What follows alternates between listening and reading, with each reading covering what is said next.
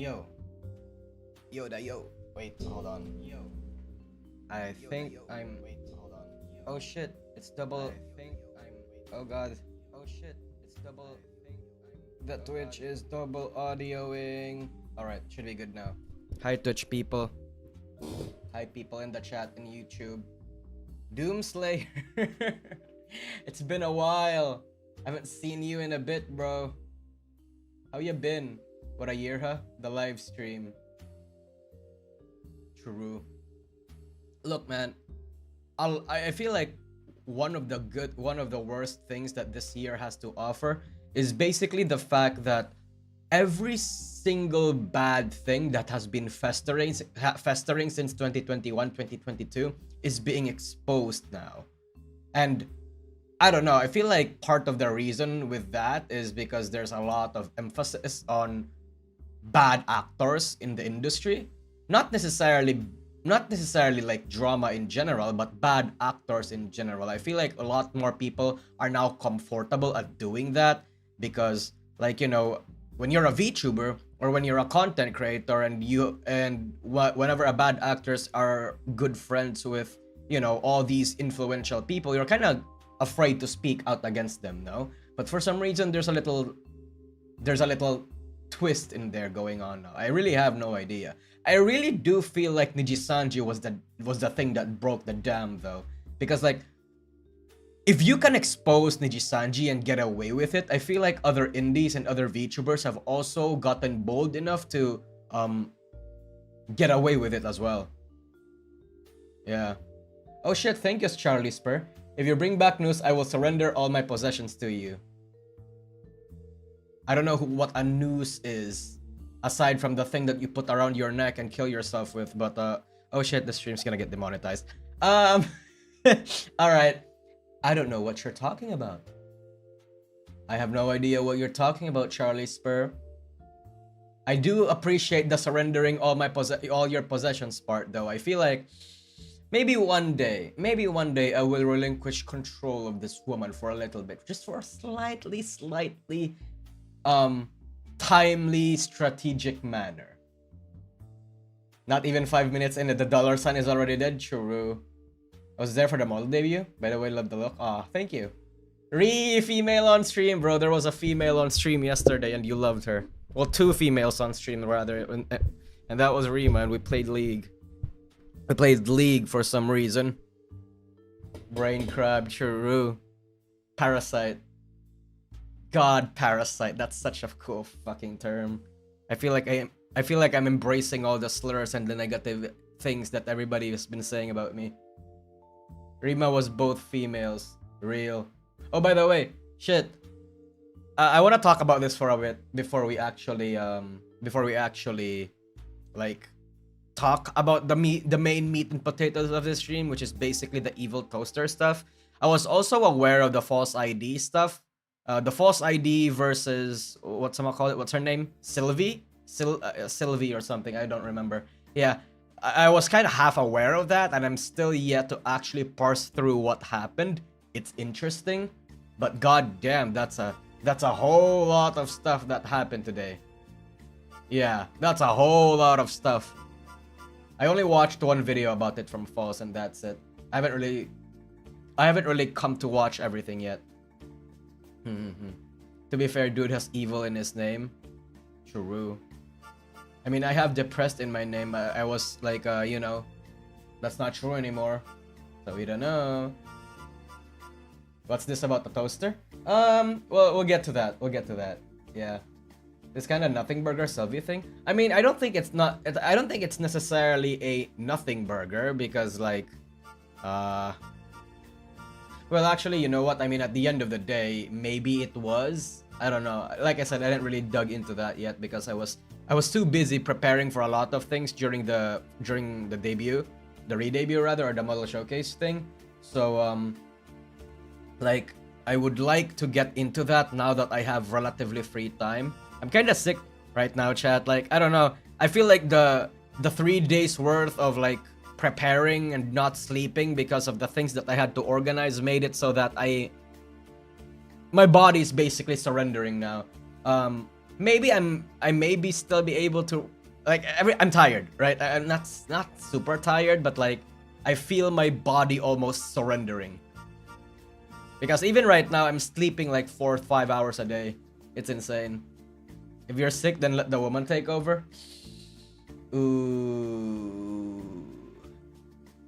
Interesting. Nusagi, give us the girl. Interesting proposition. I might consider it. Yeah, you know what? Yeah.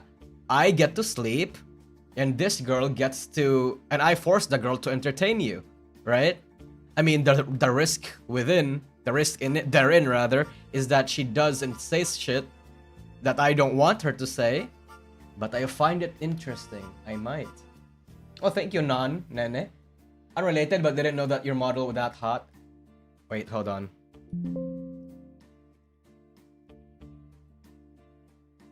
Okay, I really don't know how to wink. Thank you. She is that hot, isn't she? Mm-hmm. Oh no, we've lost False. Abandoned ship. There are no good male VTubers. Yeah, true. Couldn't be me, right? I'm not a male VTuber.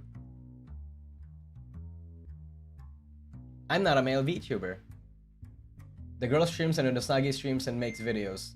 True. Nosagi, how dare you make this random woman so much more attractive than Pecora?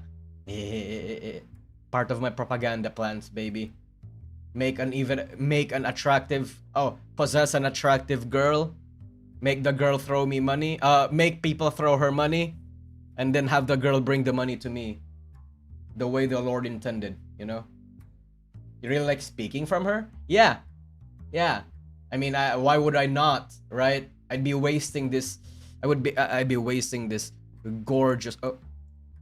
I'd be wasting this gorgeous fucking body if I wasn't, right? I like to roleplay as a woman. Sometimes. Sometimes. But at least I have not sexually harassed anybody. I actually respect boundaries. A lot, even. No pants? I have pants. Very tight ones, even. I mean, rather, she does. But yes. Dian is not a male. Not enough to be male, Kek. True. You, me, bed now, no protection. I'd rather not possess this girl when you want to get her into bed. Also, you need to pay me a lot of money for her to get a stream in. For you to have your alone time with him. Mm-hmm. He's using the Andrew Tate method. He lures them in with the honeypot. True. Fucking human trafficking magical girls, right? Imagine. And then if they become disobedient, I possess them. No, possess her during bedtime. But you'd be in bed with me if I do that, you weirdo. Boo. From telling stories about anime girls to writing stories while being an anime girl, what a legend. Yep. Look, bro, I'm telling you, the pipeline is real. The pipeline is absolutely real. I got 2 for the price of 1. Brother. No.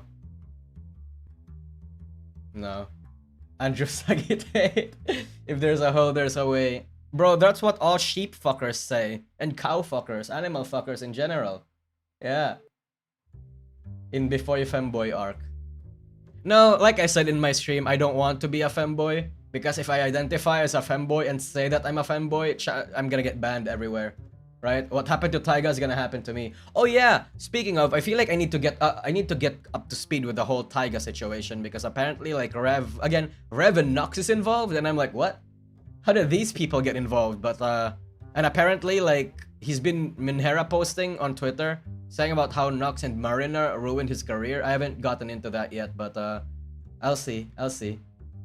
The end possessing a girl is interesting after watching that one hentai review you did, bro. And there's about to be more. There's about to be more. I'm in the process of getting that edited. Yeah, there's about to be more, and they're only going to be exclusively uploaded on my membership or on my Fansly or something. It depends. I already got my Fansly partnered, so I'm gonna be posting content there soon.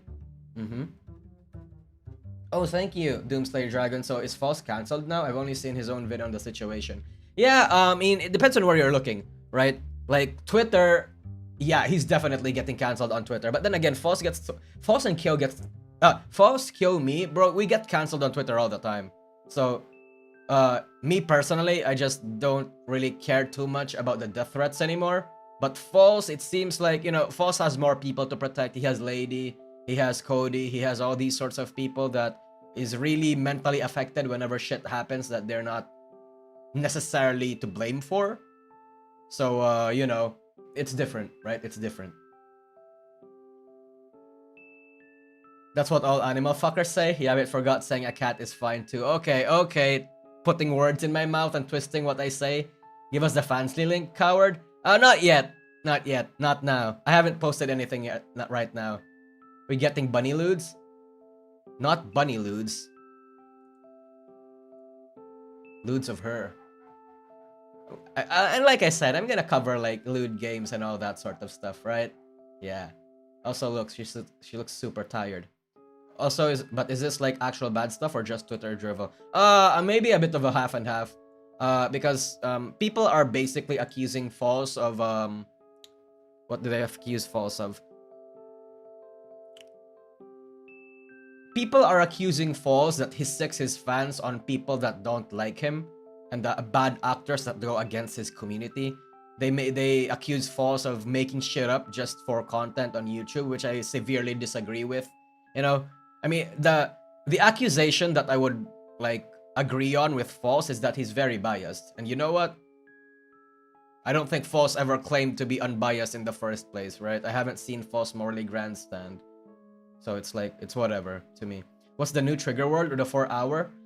Or the 5-hour word? I don't know what that means, Jason. Sorry.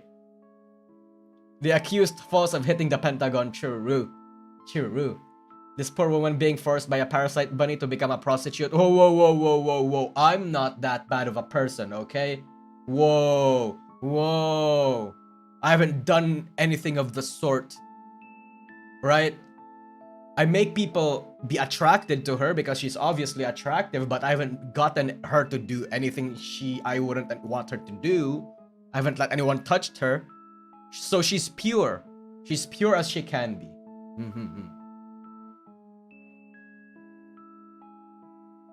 You did say stuff about pimping her out yesterday. Hey, I said stuff about pimping her out yesterday to the highest bidder. To the highest bidder. And so far, I don't see anything. I don't see anything. So, she's not gonna be bidden. You wanna make her do stuff for Fansly? Depends. Maybe. Maybe. Mouse in your face, by the way. Oh shit, wait, really? Oh, okay. Yeah, I see it. Never mind. Yet, but for the right price. Yeah? Yeah, look, man. I like money. Who doesn't like money? Obviously, right? Damn. It's almost as if, like, money makes the world go round and people and everyone has a price for anything. And it's almost as if you're not rich enough, the things you would do, right? Damn. Hey, man. Like what I always keep saying, the things you have to do to survive and thrive, chat. I mean, I'm sure if this girl, if she had some sort of consciousness, she would agree with me. Oh, Alto Mino, thank you for joining membership. $20 moment is a $20 moment? True. You know what? How much $20 is in the Philippines? That's like 1K. 1K pesos. Bro, that's a lot of money. That's a lot of money even. That's like 1 week, 2 weeks worth of money. At least to me. I budget very, very, very, very well. Nusagi stream. Hi, Flanzen. All in all, nice model. Ah, thank you, Koriso Tanuki. We're getting a bunny plushie when? So I don't know who to approach with if I want a bunny plushie. That's the thing. I feel like I would get. I feel like it's so easy for me to get that. I just don't know who to reach out to. And I'm an introvert, so like, you know, reaching out to people for those sorts of projects is a difficult endeavor for me. 1K, how much is an average dinner cost? I mean, not really. I don't really go to expensive dinners and all that sort of stuff. But 1K is easily enough for me for a 1 week's worth of food. Like, think think 2 kilos worth of rice, some canned food, and like 1 kilo of meat. You know, that's 2 weeks worth for me. It depends, right? Because these days I haven't been eating properly. I really only have time to eat like once a day. One of the all these days rather. I don't know. I feel like I'm super stressed. So when chat, the thing is when I'm stressed, I like stress eat. Not stress eat, stress fast because I can't stop. I can't rest until the thing that I'm doing is done. Until that thing is done, that's when I only reward myself by eating. I don't know. It seems really toxic, but it is what it is, right? Yeah. I don't really do anything. Isn't pandesal cheap? Yeah, oh yeah. Bro, pandesal, fucking easy breakfast. For 20 pesos, you get like what? Like 6 to 7 good ones. Are you sure a bunny plushie wouldn't get pile drive by Holo? The model itself looks too similar to Peko's marketable pet. No, not really. Because the shape language, and how the ears look different and all that sort of stuff, it's inspired by the Holo, by the Anusagi, but I would like to think that it's distinct enough to make it not legally, you know, to be legally okay, right?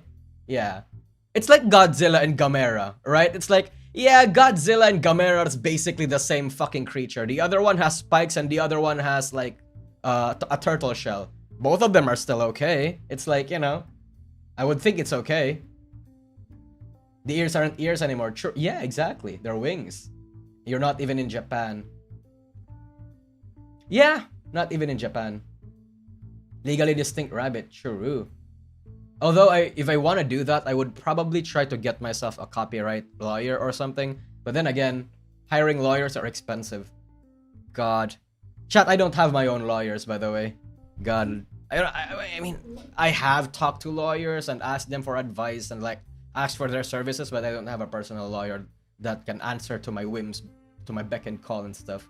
Don't have the money for that yet. Contrary to popular belief, again, I don't really make that much money on YouTube. And that's because I don't know how to incentivize monetization. Like, all I can really say is that hope you guys give me money and hope that my videos do well. But aside from that, membership, I can't really do Patreon anymore for obvious reasons. But yeah, that's pretty much how I make money, and that's it. New name? Nope. No new name. I am still your beloved bunny fucker. I guess bunny fucker would be a good name if you guys want that. It's similar to some of the Digimon baby forms, but then again, cute blob monster is a popular design, so you should be safe. True. Cover Corp doesn't own a blobby, fleshy monster. Nuh-uh. Spelled bunny facer, but you're not a bunny. Yeah, but I look enough. I'm basically imitating the form of one at this point. Is the woman depressed too, or is it just a parasite? The woman doesn't have any feelings. No. Nuh-uh. Kyo said you're not taking that title from him. Oh, fuck him, bro. No. Bunny fucker is mine. I haven't heard or seen him use it. So if he doesn't, I will. Yeah. Look like a baby Digimon? Yep. Yes, she does. I think more of registering a brand, a lawyer you keep for the lawsuit. Yeah, I feel like one of these days, right, if I want to keep on doing VTubing stuff, I really probably should make, like, I don't know, an IP thing. Kyo is the bunny you fuck. True. I guess I'm not really a bunny anymore. Still though, bunny fucker. A woman without feelings sounds too real.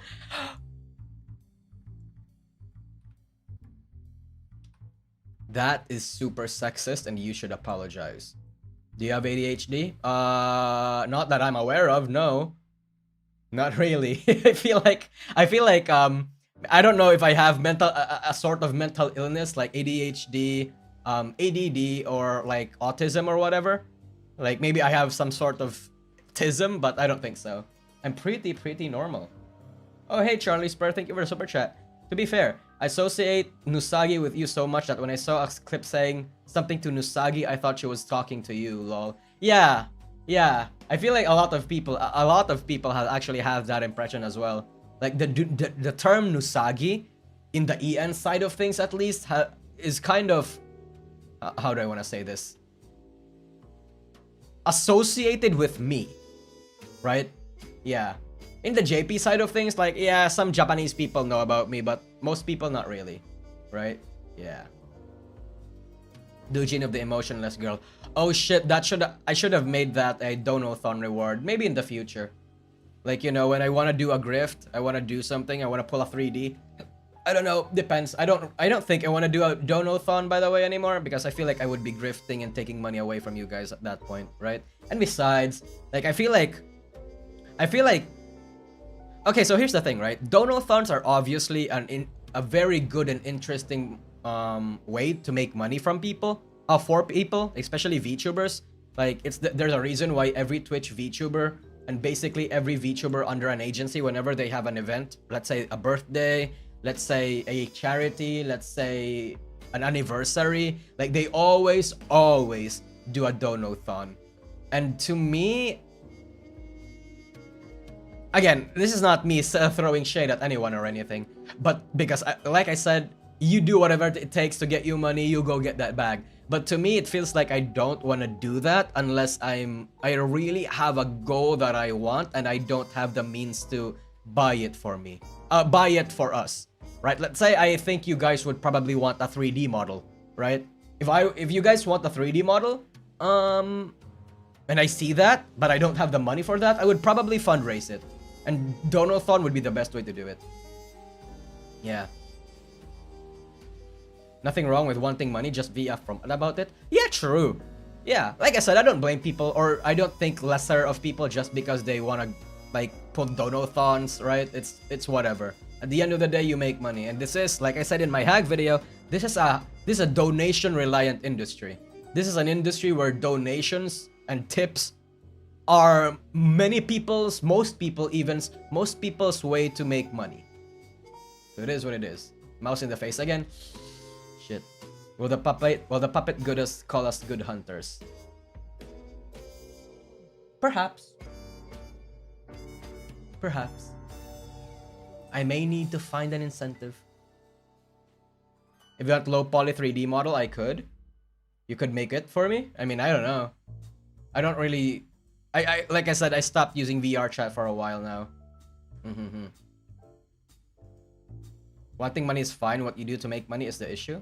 Yeah, I mean, yeah. Yeah. Oh shit, we got derailed. We got derailed from the topic so far. How much time has passed? 27 minutes. Damn. Alright. Anyway, let's go back to the main topic at hand, right? Oh, by the way, the reason why my mouth capture is not working properly is because I don't have the light on. Actually, you know what? I should probably put the light on. Hold on, I'll be back. No, wait, hold on. I'll be back, but she's not coming to life, okay? I'm gonna stay here. I'm gonna stay here. I don't know what you guys were yapping about her taking her own life. Not taking her own life. Oh my god, I'm gonna get demonetized. Taking her own consciousness. But, I'll be back. Just like 10 seconds or something. I just need to turn the light on.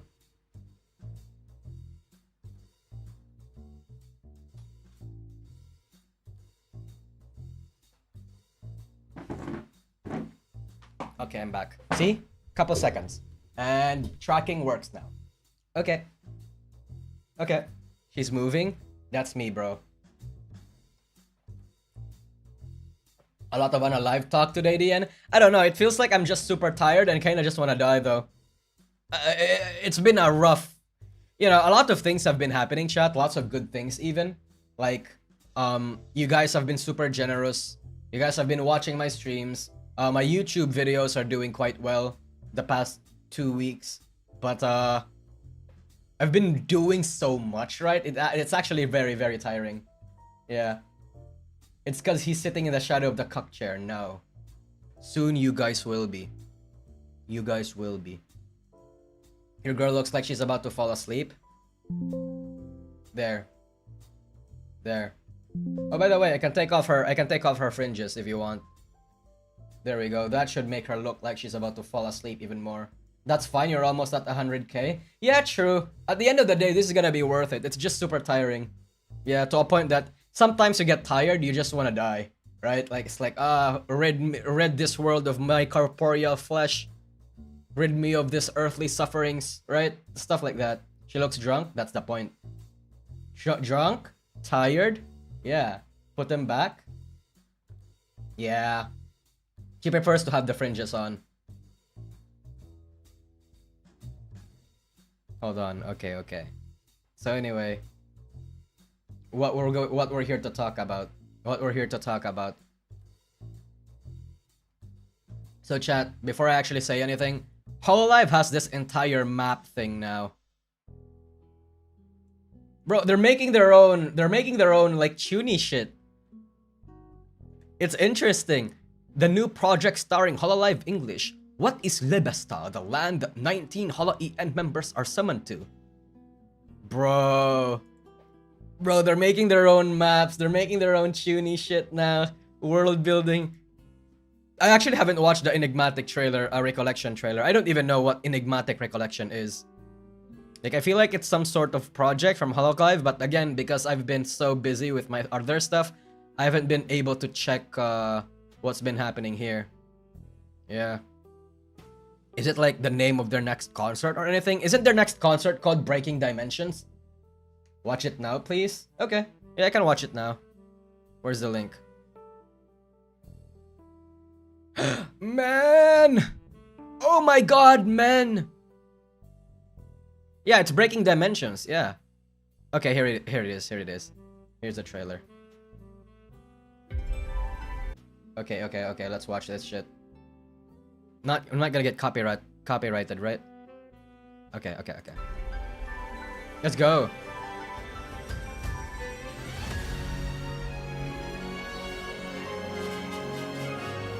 Wait, so they all share a world now? Okay.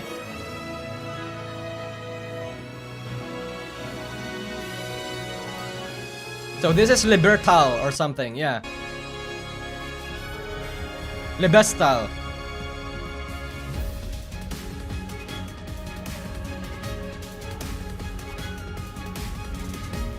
Are they making a World of War? Not a World of Warcraft. Are they making a game? Are they making a game?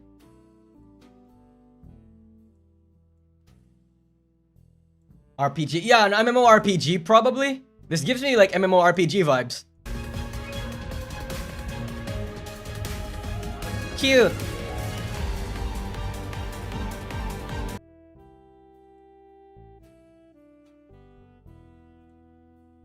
Look at her face. Look at her face. Is this a cemetery? Yeah, this is a cemetery.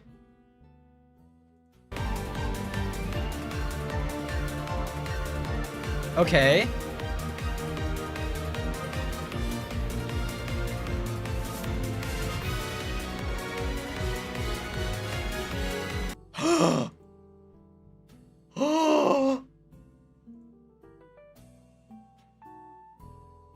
Also Minecraft Diamond, but oh my god! They didn't give Babe spats! Mating press the rat. Wait, you know what? I actually really do appreciate the fact that they're all scattered between different members and different branches. I feel like if it's just Myth, Council, well, I guess Promise now, Promise, Justice, and Advent together, it would be not necessarily forced, but it wouldn't feel natural. You know, I mean, I know that they're a gen or something, right? But like, you know, having the different members spread across each other is kind of good. But I do have a question though. Yeah, okay, this makes a lot. Wait, actually, no, this does not make a lot of sense, but okay.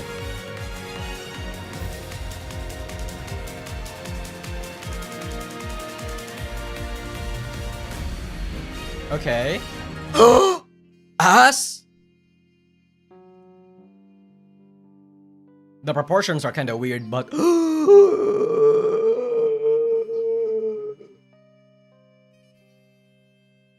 By the way, Nusagi, why does cover take so long to do a 3D model? Lots of reasons, I suppose. One of them being that the members would have to be flown over to Japan. Also, Jesus, look at Shiori's assets.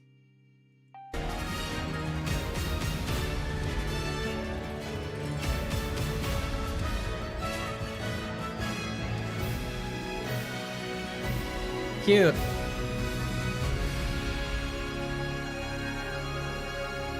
Okay, I have lore questions. Okay. Look, I have lore questions. Okay, Cover Corp. Oh shit, sorry. I have lore questions, Cover Corp. First of all, why are the literal concepts of time, chaos, nature, and humanity actually be with them? Like, why are gods with these people? I mean, I can understand if Mume is in there because Mume is like humanity, right? Yeah, but why are actual gods here? Interesting. I do wonder what's the actual lore reason behind it. But I still don't know what the hell this is though. Once upon a time, the girls are summoned to the mysterious kingdom of Libistal. Unable to remember anything from before their arrival, they become entangled in the kingdom's conflicts. The girls are asked to defend the land from looming danger, are thus entrusted with the kingdom's fate. So isekai. So this is just isekai. Okay, interesting. I think for these girls are sent to this world, have to fight a common enemy and forgot who they are. Yeah, that's the lore question, I guess. So is it canon? It's in the lore?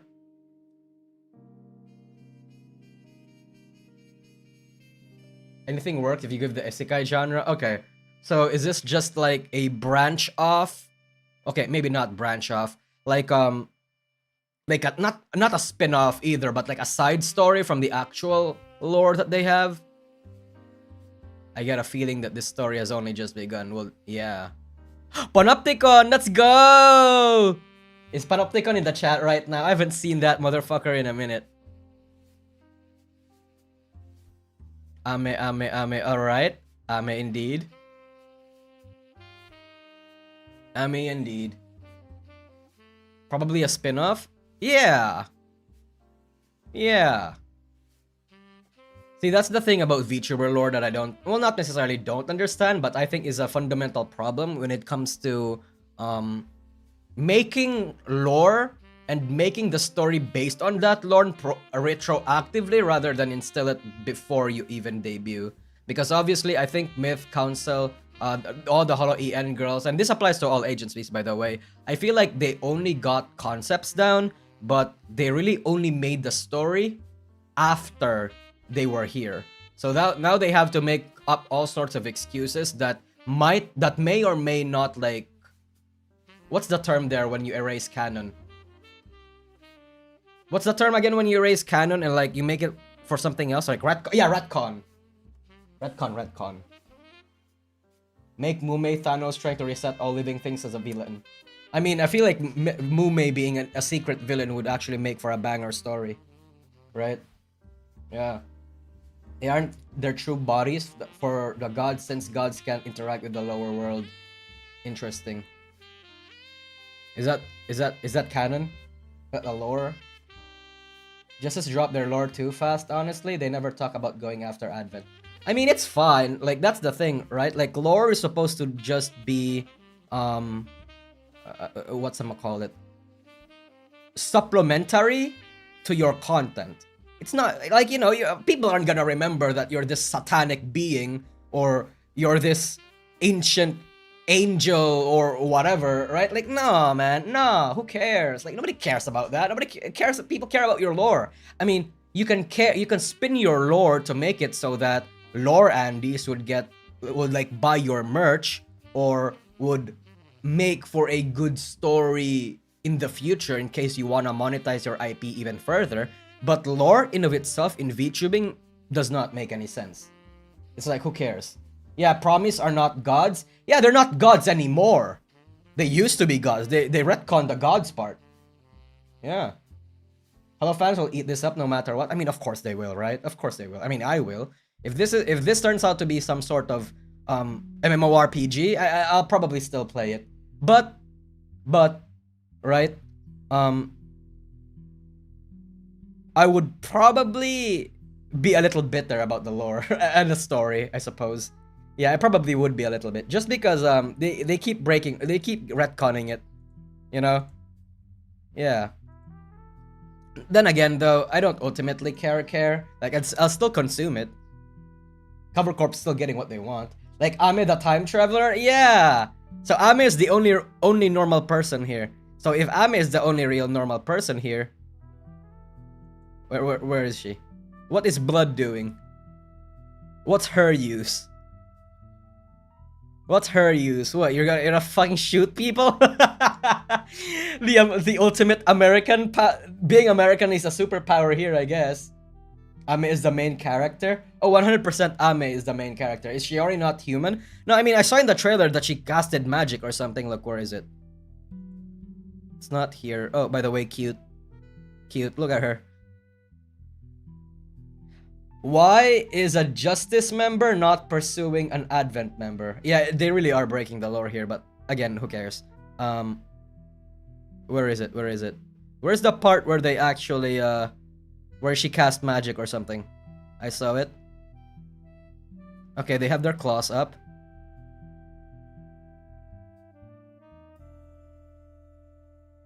Where is it? Okay, makes sense. This is epic. Yeah, see? Oh, wait. Yeah. She's writing runes with her feathers. She has magic. Ame is literally the only human here. Gura has to be the weakest lore-wise. Ame can time travel and use weapons at least. I mean, not really, right? Fucking Gura has her blood mode, her red mode. She can turn berserk. She can get fast. But we have to remember that Ame being a time traveler is not canon. At least not canon from Cover's perspective, because like Cover never really made anything that made it seem like Amelia Watson is some sort of time traveler or whatever, some sort of time mage. But you know, she's really only seen as some sort of detective in literally all the interpretations from official stuff that they have on her. She doesn't have anything special, so that's sad. Actually, they made it canon? Wait, where? Where did they made it canon? How did they make it canon? Yes, it started as fanon and they became canon. I mean, again, Amelia Watson actually adopted it, but where in official Cover Corp media did they portray Amelia Watson as like an actual time traveler? Hologra?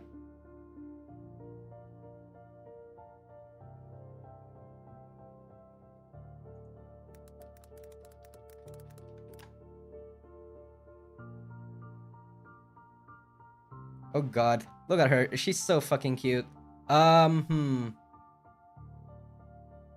I guess, yeah, I see it. Professional detective and time traveler.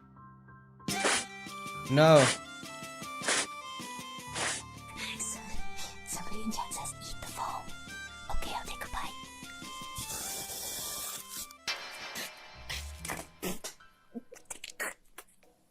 Which hologram episode?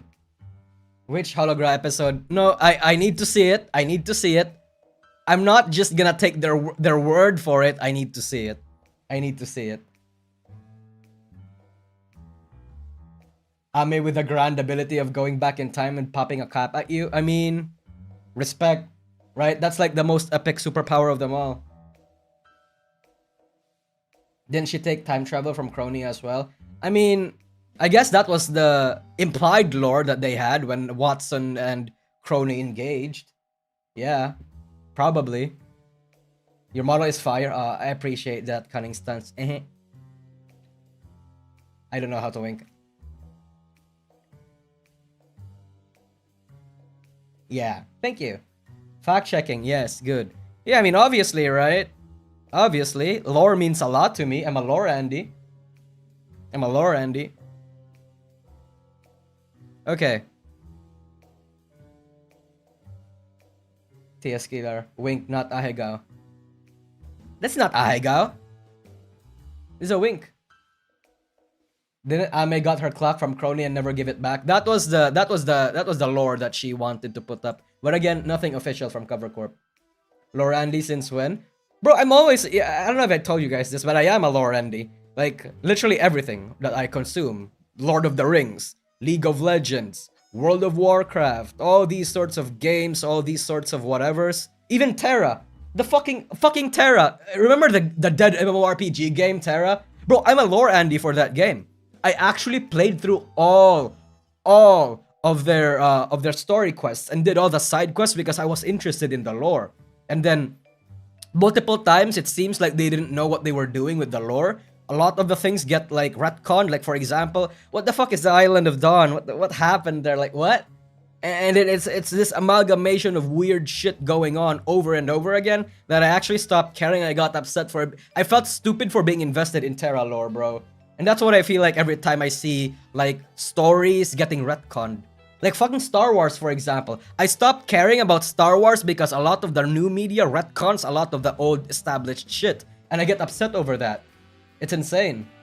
Yeah. I mean, I'm the lore person in VTubing for a reason. It's because I myself am very invested in lore. I'm invested in VTuber lore. Not just like lore from a superficial standpoint where like they roleplay as an X and X, right? But also lore for like the talents themselves.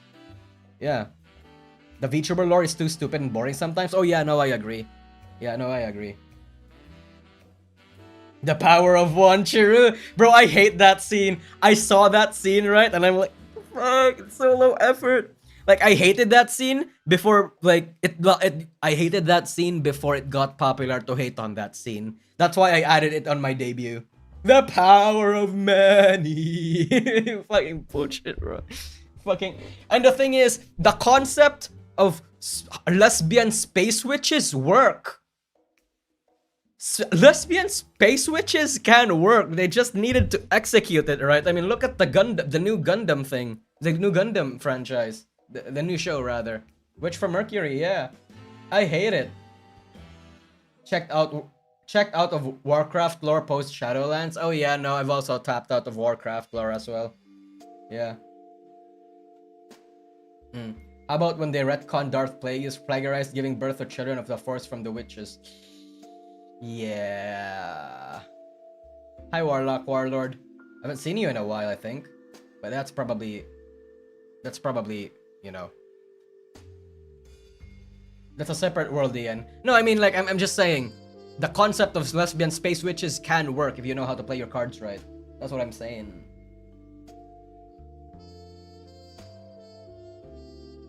From what I heard about G-Witch, I would not cite that as a good example.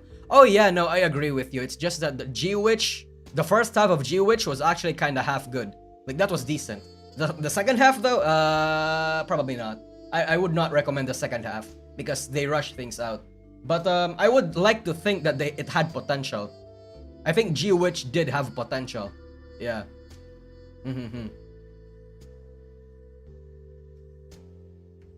Gundam Witch from Mercury? Yeah. And the political climate in the US won't allow lesbian space witches?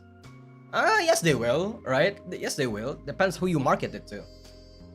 Did you watch Mob Psycho? I watched the first season of Mob Psycho. Apparently the second season is good, but I don't have the time to watch too much anime right now.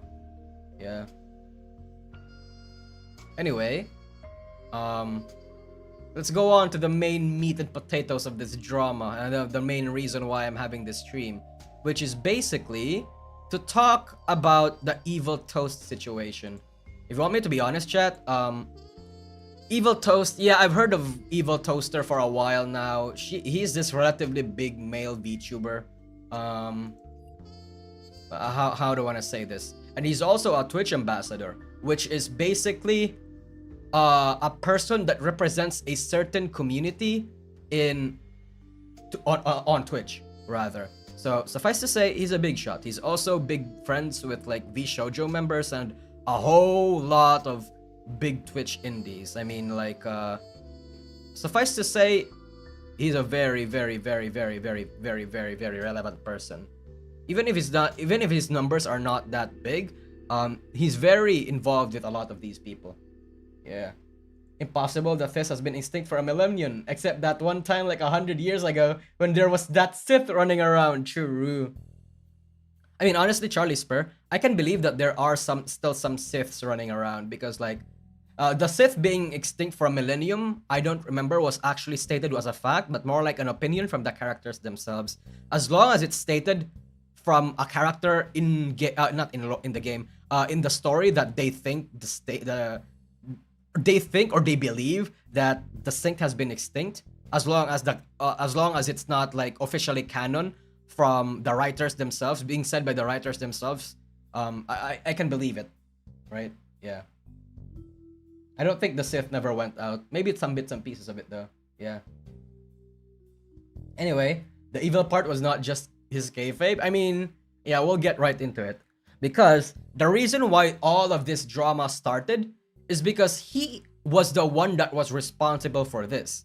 Knock knock. It's a new feature on Twitch, by the way. Streamers can now collaborate out with other Twitch streamers who are live without any advanced setup or planning. Look for the collaboration icon to find a streamer in your network who is open to collaborating with you and click knock to get started.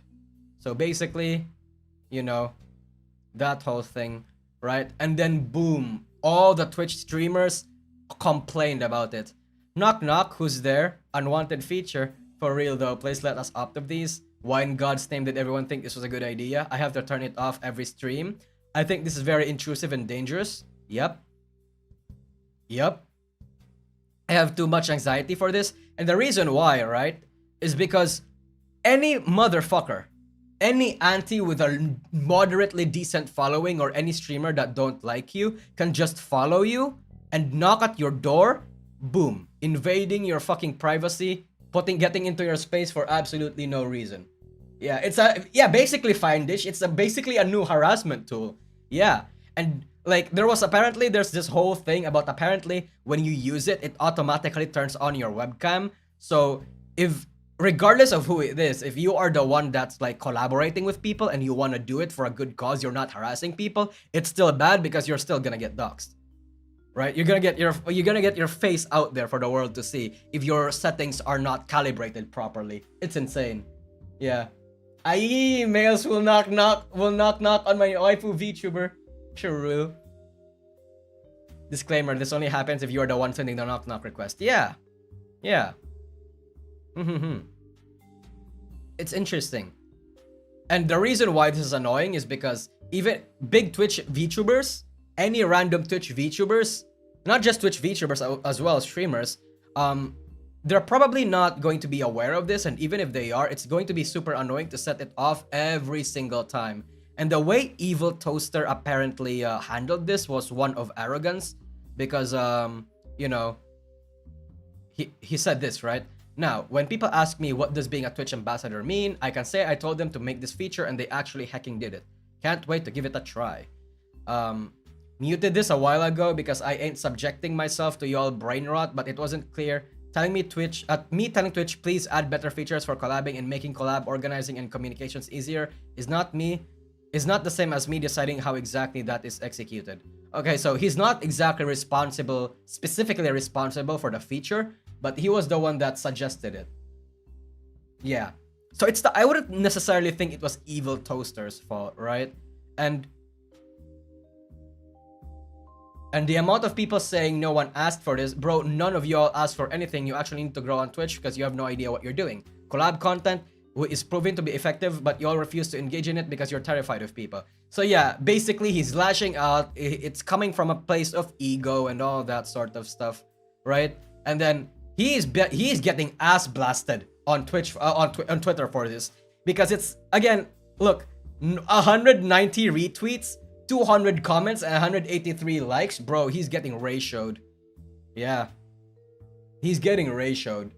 He is coming from a place of, like, arrogance. Yeah. I don't necessarily know if it's from a place of not knowing... if it's from a place of out of touchness.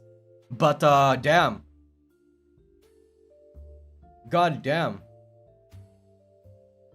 It's very immature. Yeah, I would think it's very immature. He saw a lot of the backlash and you know, he's thought, hey, you know what, you guys are fucking idiots. I know what's better for you and you don't. That's why I suggested this, because you all don't know what the fuck you're doing. And yeah, look at these tweets. Yeah, look at these tweets. People are basically like, I don't know if it's upset, but damn. Even his friends and even the people that he follows are not happy about this. Rosie Cow replied, yeah, Zentreya as well, which is basically one of his closer friends. I mean, man thinking he got that pedestal to talk down to other VTubers because he's got that Zentreya back in.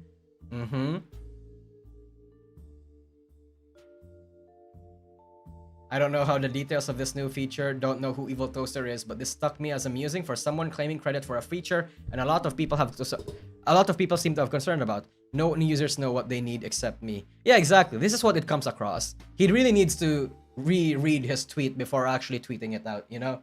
Because that is the internet. You know, I learned that the hard way. What you post is gonna be out there permanently. Bro should have kept his mouth shut, TBH, and that's exactly the problem.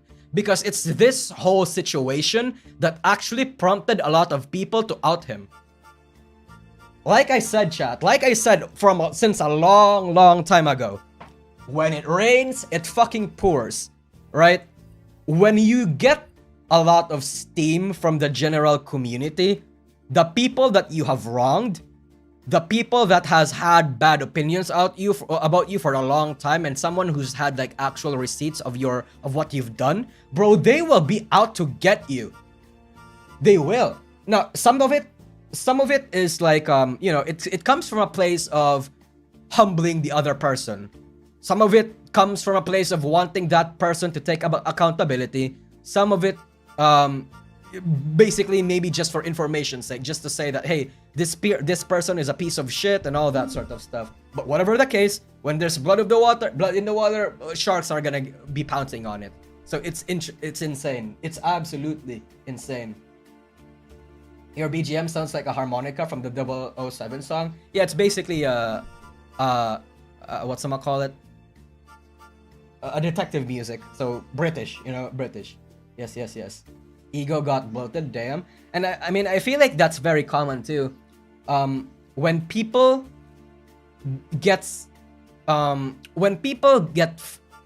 befriends big content creators and big streamers, they sometimes, just sometimes, they feel that they're big enough for the smaller person or the smaller people, right?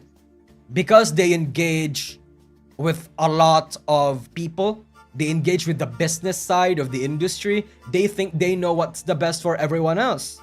You know? Maybe that's true, maybe that's not.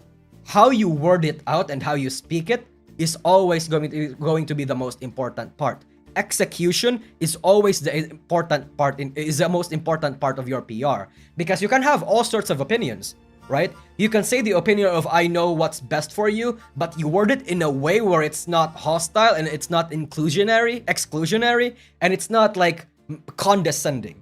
That's basically how I think you should do it. Again, you can have all sorts of opinions, you can have all sorts of sentiments, but if you say it wrong, you're fucked. You're fucked. Hey guys, Dian, read my stream comment once time to go flame Hololive girls. Wait, I don't get the joke, Aquarake. I don't get it. But yeah. Yep, I noticed some VTubers are developing massive egos now. I mean, yeah. Yeah. Because that's just what happens when you get numbers. Because when you get numbers, you see these people like taking pot shots at you. What most people do is that they look at that streamer's profile, click on it, see how much, see that they barely have like 1K followers or something, immediately disregards their opinion or their criticism or whatever. Yeah, with higher numbers comes higher ego. Like, that's obvious, right? That's why like some of these people, they need to be checked and stuff like that. Yep. Anyway, it's actually very funny, but I wanted to reach some of the screenshots first because it's interesting. Honestly, I know. Oh shit! Hold on. Now that I'm gonna read the thing, I'm gonna adjust the browser. Okay, that should be good. That should be good. No wonder Gura avoids this side of VTubing. I mean, it's no wonder why Hololive and Nijisanji VTubers are made to avoid this side of VTubing in the first place, right? Because it's been known for a while now if you've been in the industry, but this is a very toxic place. If you're in the wrong places and if you engage with the wrong people. I mean, me personally, I'm part of the industry, but I don't engage with it. I cover it. I'm a commentary person. I'm a news person. Okay, I'm not a news person. I'm a commentary person. So like, I talk about the stuff that happens in the industry, but I'm not involved in the industry. I consume and observe this industry from the outside, while still being technically part of it, I suppose. Yeah. My ego is big, but not nearly as big as my redacted. Your dick? Not as big as your dick? Well, let me tell you what, Yinka. Allegraza has a bigger dick than you. No, I'm memeing. Sorry. Wait, no. Size. I'm not a size king.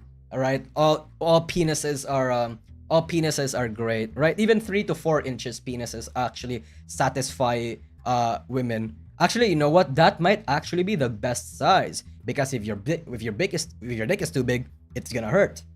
The depth of a pussy is normally around 3 to 6 inches deep. Any longer than that, it's gonna hurt. Nosagi, what the hell are you talking about? Read my description. Read the description in the stream right now. You will see a very interesting passage, and I will repeat it. It's a mantra. The super chat is the penis. The biggest super chat will always have the biggest penis. Anyway, going back to what I was talking about. Look at this shit, chat. Look at this shit. Hold on.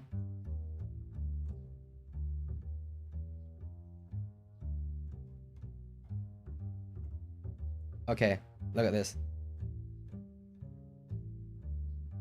I want you to read this, chat. I know what you mean, and I'm glad for that. Honestly, I think I do good in trying to be like that. I'm not escaping the man class position anytime soon, and it's important that I be better for that.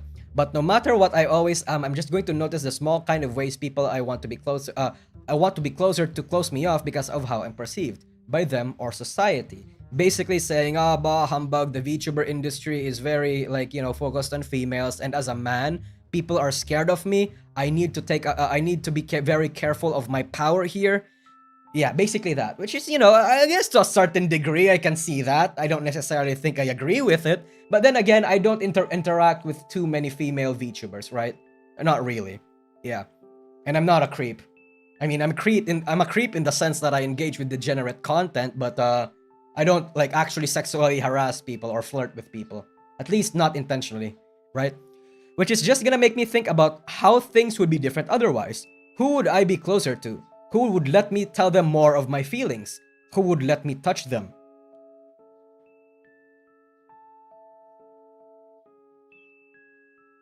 Oh, thank you, Normis, by the way, and start Senior Tortillas for joining membership. But holy shit. In the industry, who would let me touch them in the industry, I would assume. There's so many instances of this just sitting in front of me throughout my whole life, where people I'm genuinely good friends with will stop me at a point where they let women they know less go past. I mean, yeah, obviously, right? You're a man. Women, right? Like other women, of course they're gonna let other women, like, touch them as a meme. Like, you know, let them rub their boobs or, like, bear hug them and all that sort of stuff. It's gonna be super creepy when a man does that, right? Damn, this isn't anime. Obviously. I can't hate anyone for it though, I just hate the game. But who doesn't?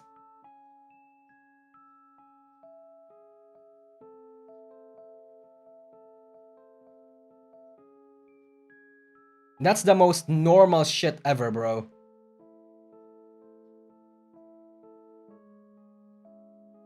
I hate being touched and I'm a guy, understandable. The VTubing industry is toxic as hell, man. Oh yeah, no, 100%, I think it is. But it depends on where you are, right? And it depends on what the content you consume. I would think not all of it is toxic, obviously. I would think like a 60-40% of it is toxic and not toxic. But again, depending on where you are. But damn, yeah. Jesus. He's venting though. I do feel sorry for him that this screenshot, this specific message is getting outed out there. Because bro, if similar Discord messages that I have said, okay, I've never said anything like this, but if like embarrassing Discord messages that I have said to people get exposed, I'm gonna kill myself. I probably would kill myself, bro, honestly. But damn, it's a shame There's a lot more screenshots in here, chat. I skimmed through it. Do you have any idea how much screenshots there are and how long this is? There are 62 more fucking pages. Look at this, chat. Look at this shit. 62 more fucking pages.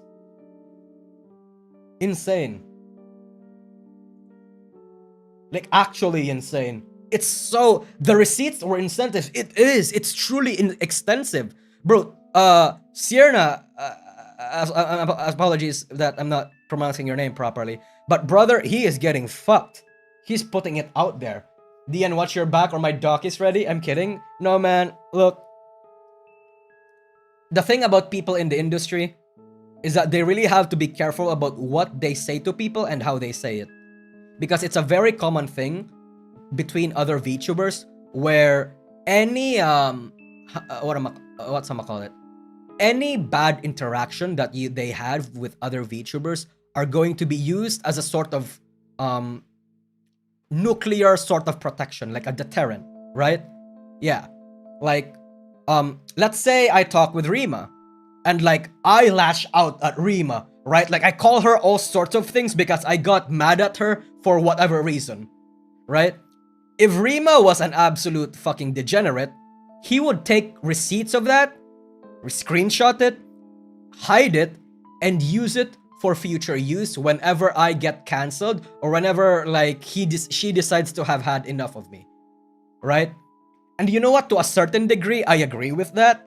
You know, you gotta hold people accountable, especially if they're being creepo assholes.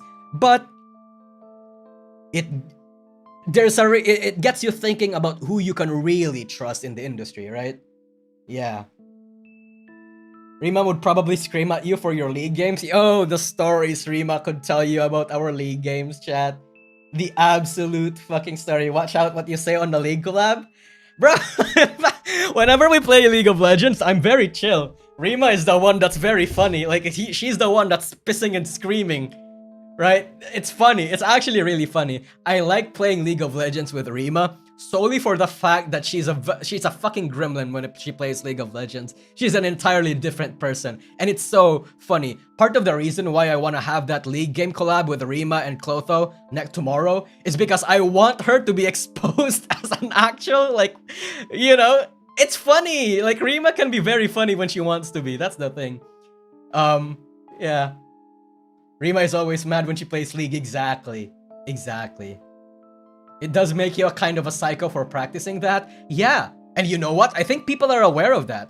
I think people are aware that I laugh at stupid, dumb, edgy shit for the funnies. Yeah.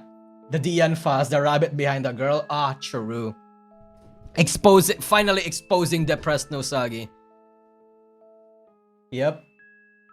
You called her a horse? Mm-hmm. Yes, I did. She's a coyote now, but DN lashing at Rima because Rima feeds bottom on League. It's the exact opposite. It's the exact opposite. So you're saying the toxic Rima is best Rima? Yeah. No, 100%. That's the kind of friend that I want to be around. You know, just watching her shoot this shit. Yeah, I'd keep her around for that. Jesus. Anyway, let's look at this bread. Let's look at this fucking Google Doc. We're going to look through the documents and all these sorts of things later because there's quite a lot of it. Yeah. Anyway, I skimmed through this, but we're gonna watch this now. Hold on, okay, here it is. My experience working for depressed Nosagi. I imagine if I made one. Oh shit. Yeah, you're right. I forgot to pay you. Oh shit. Okay, can you DM me? Can you not tell people? Can you not make a big stink about it? Can you not make a Twitter thread? DM me. We'll settle our differences in private. I'll pay you. Let's go. Where's the rabbit? Oh shit. Oh yeah. Rabbit. Repossess. I'm back. Wait, hold on. Let me just turn on the aircon.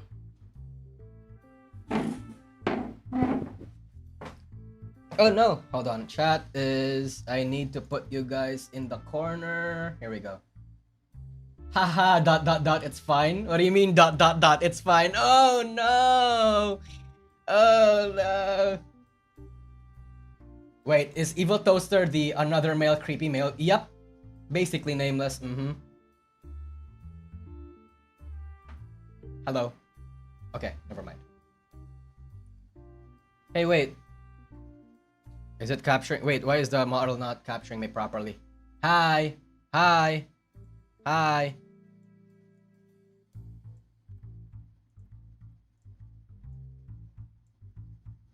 Wait, chat. The model is fucking up.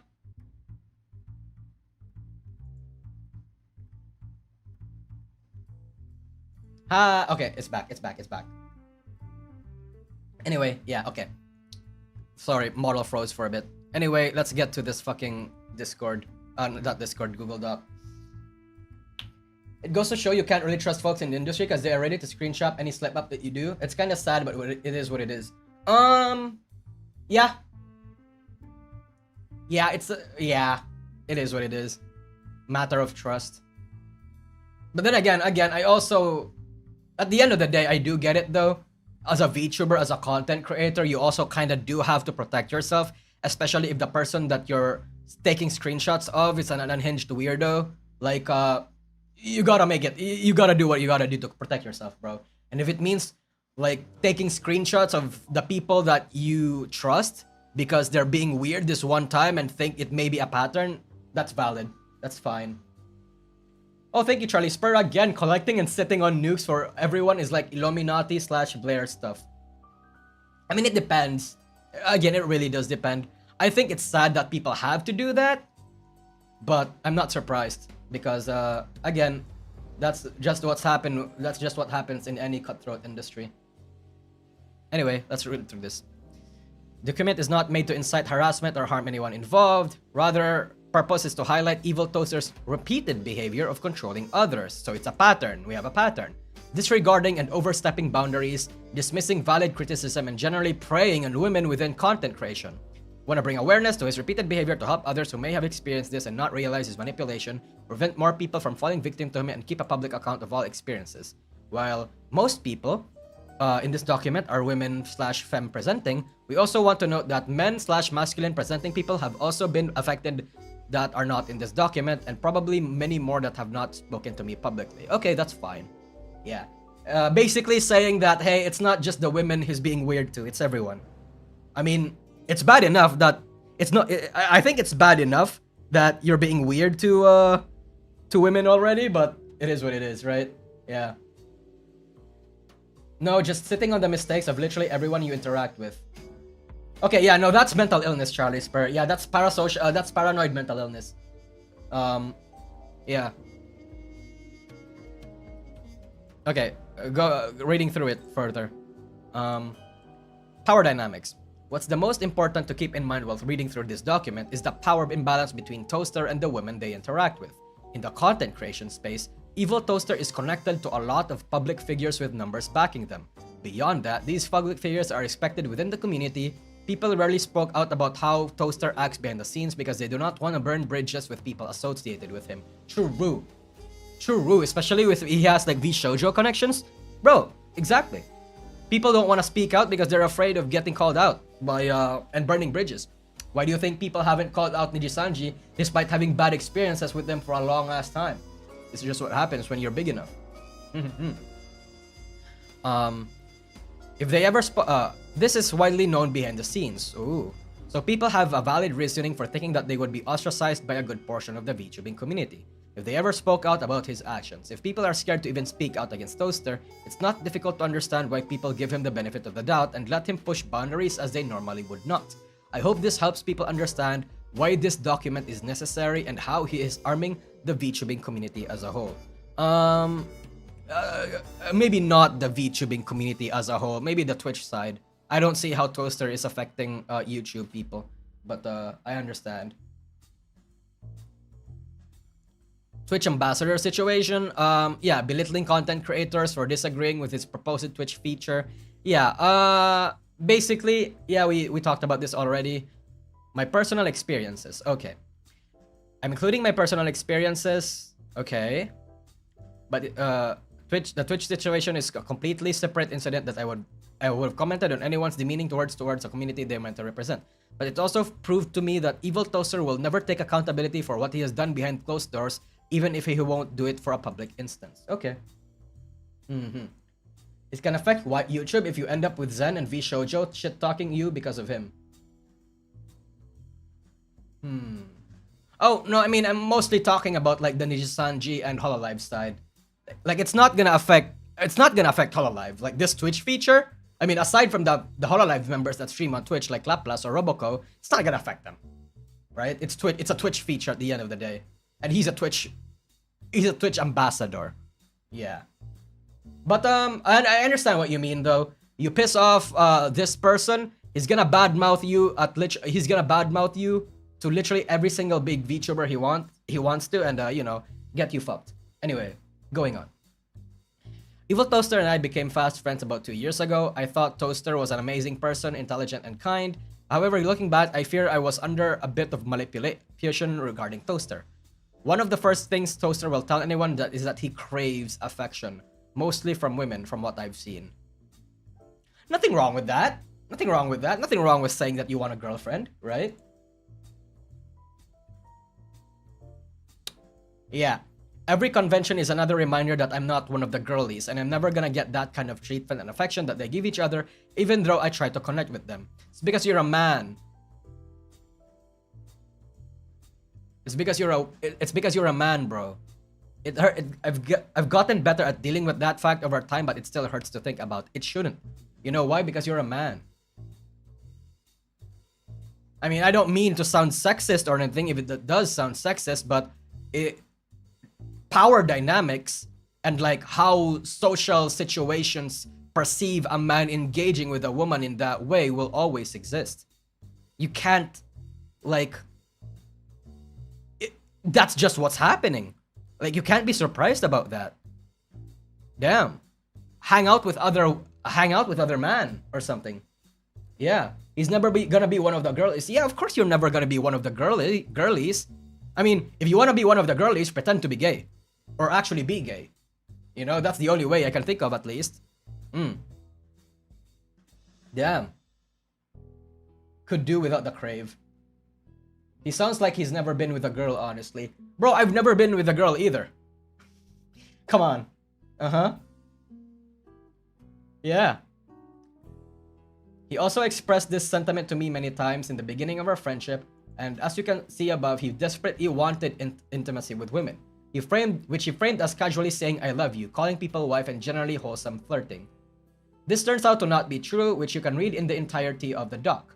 Even in the screenshot above, he says that who would let me touch them. Yeah, we saw this. That was a weird.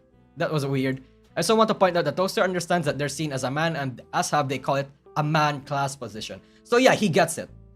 He likes to say that he was aware of this, but he then continues to pressure women despite knowing that he's one of the girlies, and frankly, it isn't because of the gender and his perceived gender, but because of how he constantly pushes boundaries and makes people, mostly women, uncomfortable. Is he like one of those pick-me guys? Yeah. You know how some women basically quote-unquote wanna be wants to be one of the boys? Like, wants to be respected like one of the boys? Oh yeah, I'm a gamer. Yeah, I'm different because I'm a gamer. Do you guys want to be with a gamer girl? I'm not like other women. Yeah, basically. He's giving off that vibe right now. Pick me, but man. Let's be honest here, nobody has been with a girl. I mean, Alegraza. Where's Alegraza right now, you fucking bastard? Alegraza has a wife, bro. Yeah. Maybe it's not accurate to say that I've never been with a woman, but I've never been I've never had a girlfriend before. I want to specify that. Like, obviously, I've been, chat. Look. You may not believe it, right? But I've been with women. Like, intimately. And I also have been in,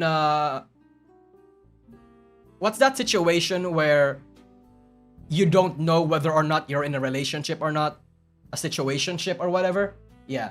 So, like, I'm not that inexperienced, right? I don't necessarily think, how do I want to say this? Where am I going with this? I don't necessarily think that in of itself, this is a bad thing. It's how he words it. And again, it's how he pushes boundaries, right? Like if you're a man that wants to be quote unquote one of the girlies, it's like, it's fine, right? As long as you're not creepy. At least that's how I see it. You can have a different opinion. He sounds like a beta. I mean, whatever, right? Yeah. I mean, if you guys think he's a beta, you know? Yeah. I hate situationships. Oh yeah, no.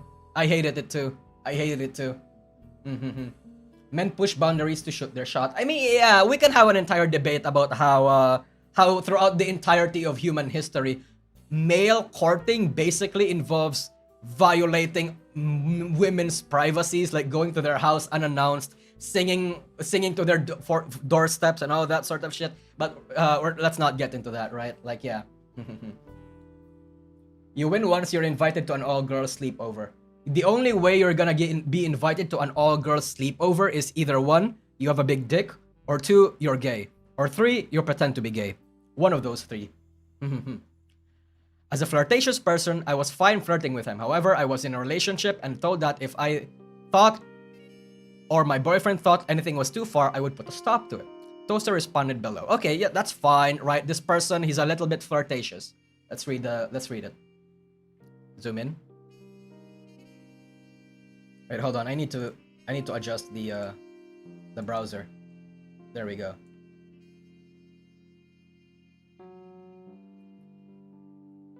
My best friend falls in love with me and I'm so fucking numb to realize it's been 10 years now. Yeah, when it comes to that sort of situation, people are dumb. You know why? Because people, the absolute fucking state, men especially, they don't know how to take hints. They're super stupid. Yeah. I don't blame you. You're fine. Anyway, let's read this. Why don't girls want a nice guy like me sounding as? Yeah, it's pretty much what the vibe that I'm feeling too. Anyway, yeah. If you get close and you wanted more, we'd have to deny ourselves something to explore. Okay. Yes, and I'm capable of doing that. Denying. Okay. A crush is just a crush. Anything more, it's easy to seize because compared to the relationship that I have now, there's no reason I would want to have another when it jeopardizes this one. I see. What are you thinking? I'm thinking it would be a shame if it came to a point where we had to hold ourselves back is all. So far, I don't feel like I've had to hold anything back, which has been incredibly great and refreshing feeling for a new friend I value a lot. I value you a lot for that. It's just comfortable. I hope you can still value me despite the potential need to deny yourself something and condition yourself. I value you even as a fellow creator, yes. But the connection beyond that is far unique to me, so it's hard to not want to explore. Which is why I ask for things like that. But I'm not gonna do anything you don't want me to or anything. I'm getting so much from you already the way things are. So it's not like I'm dissatisfied with you. Okay. Density is a defense mechanism. Oh yeah, no, 100%. Especially in this day and age where people, where women can just accuse you of like all sorts of things and you have nothing to defend yourself with. Yeah. Sometimes it can be a defense mechanism.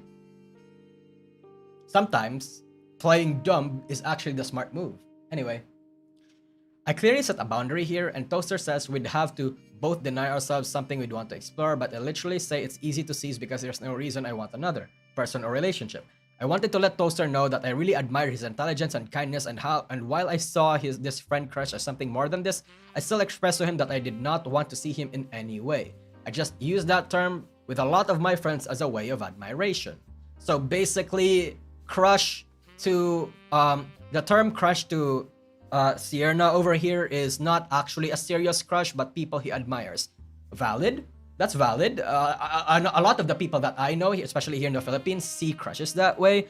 But if I were to psychoanalyze the situation, I think Evil Toaster interpreted crush as being somebody that she is interested to have a relationship with or to have something with. You know? Yeah. For women, it can be pretty invaluable to have male friends that aren't into them. That's why it sucks so much when they overstep those boundaries. Oh yeah, no, 100%. I hear that from a lot of the friends that I see, that I have all the time. You know? Yeah. Especially if you're like a relatively pretty woman and everyone is just out there to get your body and all that sort of stuff. Yeah.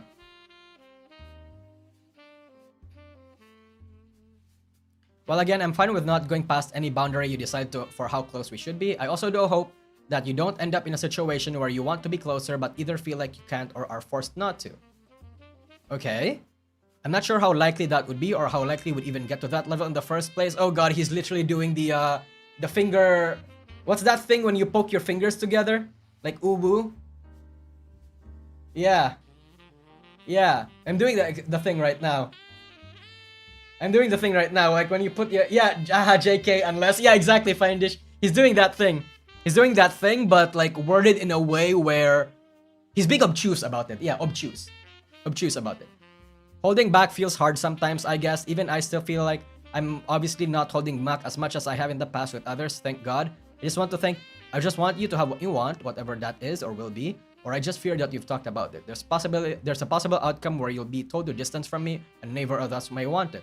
I wouldn't leave you if that happened, of course, but it would be sad. Yeah, he's literally doing that. I wouldn't leave you if that happened, of course, but it would be sad. Yeah, he's literally doing the JK unless shit. Oh my god.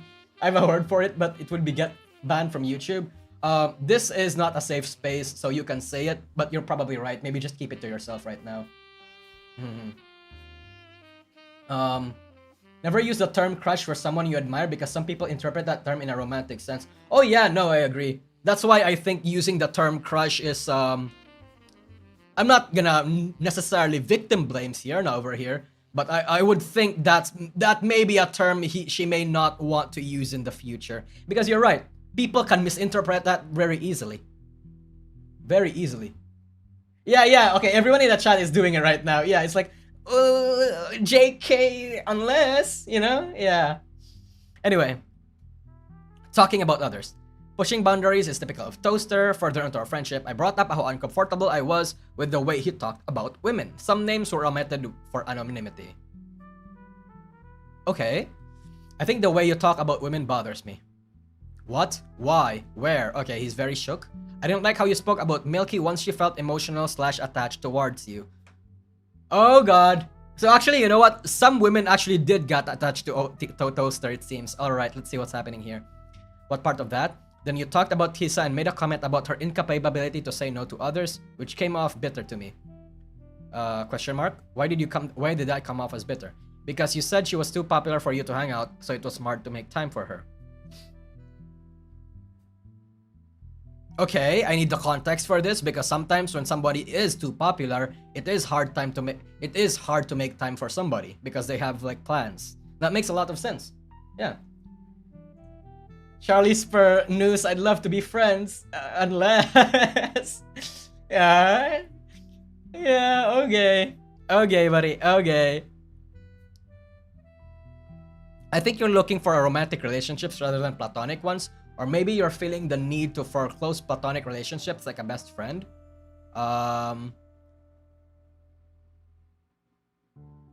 Maybe he's looking. Okay, so I've met a lot of guys that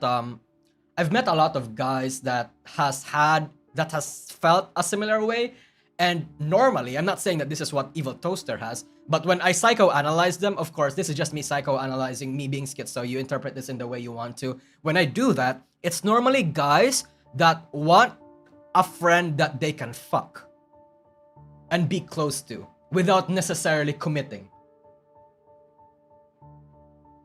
Right? Yeah. You're getting it. Nusagi was supposed to draw a fan art and spicy fan art of your new model, so now I'm invested. Oh hell yeah, Saki Amira. You can post it, use my hashtag, newsart. So friends with benefits? Yeah, friends with benefits, but you're also like super close. You're also kind of attached to each other, but not necessarily obligated to be with each other in the same senses of a relationship. So you're allowed to fuck other women, but this person, but this other person, you're also kind of, you're close with in an intimate matter, So not exactly a friends with benefits. Maybe a friends with benefits that's exclusive to me, but maybe I can fuck other people, sort of thing. Maybe the in-between of those. Yeah. Open relationship? Well, sometimes they don't want the women to fuck other men. Probably.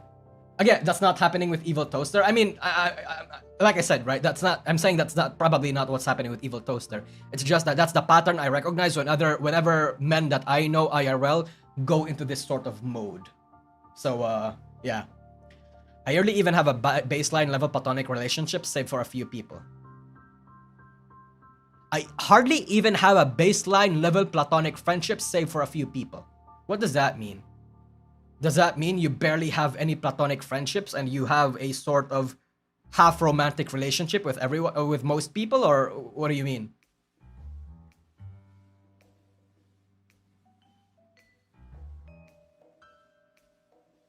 No, he wants it to be that way, but he's literally too pathetic. Oh, okay, that's what you mean. Okay, okay.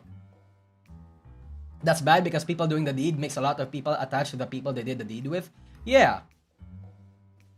Yeah, that's why hookup culture, that's why like a lot of the women that I know of personally that has had a past with hookup culture regret it. Because whenever, like, you know, well, not just women, men too, whenever they hook up whenever they hook up with other people, they feel like they lose a little part of themselves, and they feel like they are missing out on the intimacy that they feel like they should be feeling. Right? Shallow friendship, not on the homie level? I mean, okay, yeah, I can see that. I can see that's how he means. I'm not sure how to help. I don't think there is a way to help. I think therapy would be good once you move out and you're on your own. I already called my therapist. What did they say? 28th probably next week. Good. I might be able to hang out with Kisa tomorrow afternoon, assuming no one snatches her up for anything. Assuming no one snatches her out or anything. Finger emoji. Are you talking about me specifically? Lol. It was unfortunate I didn't get to play Apex with her yesterday. Well, funny coincidence since that happened like 3 times. No, actually. Trying to schedule anything with her is hard because she's so popular, and I don't think she's the type to say no, which in of itself is concerning.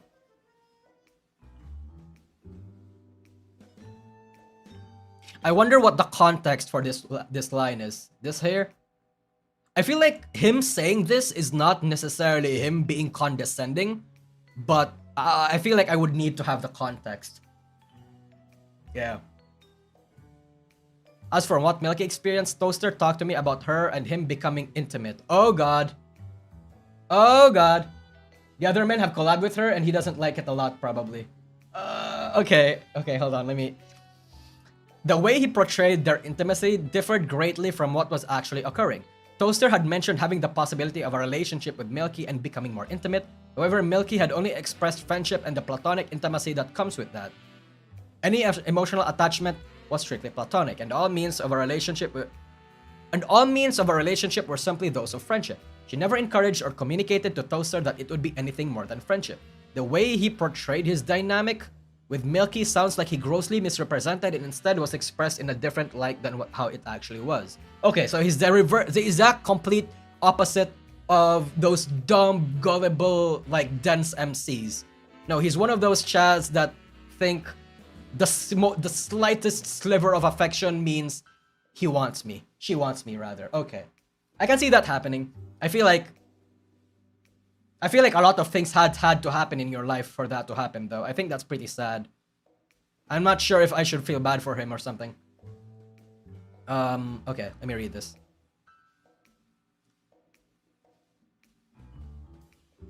Question. I wanna know. Is the relationship context here Discord friendships or actual IRL friendships?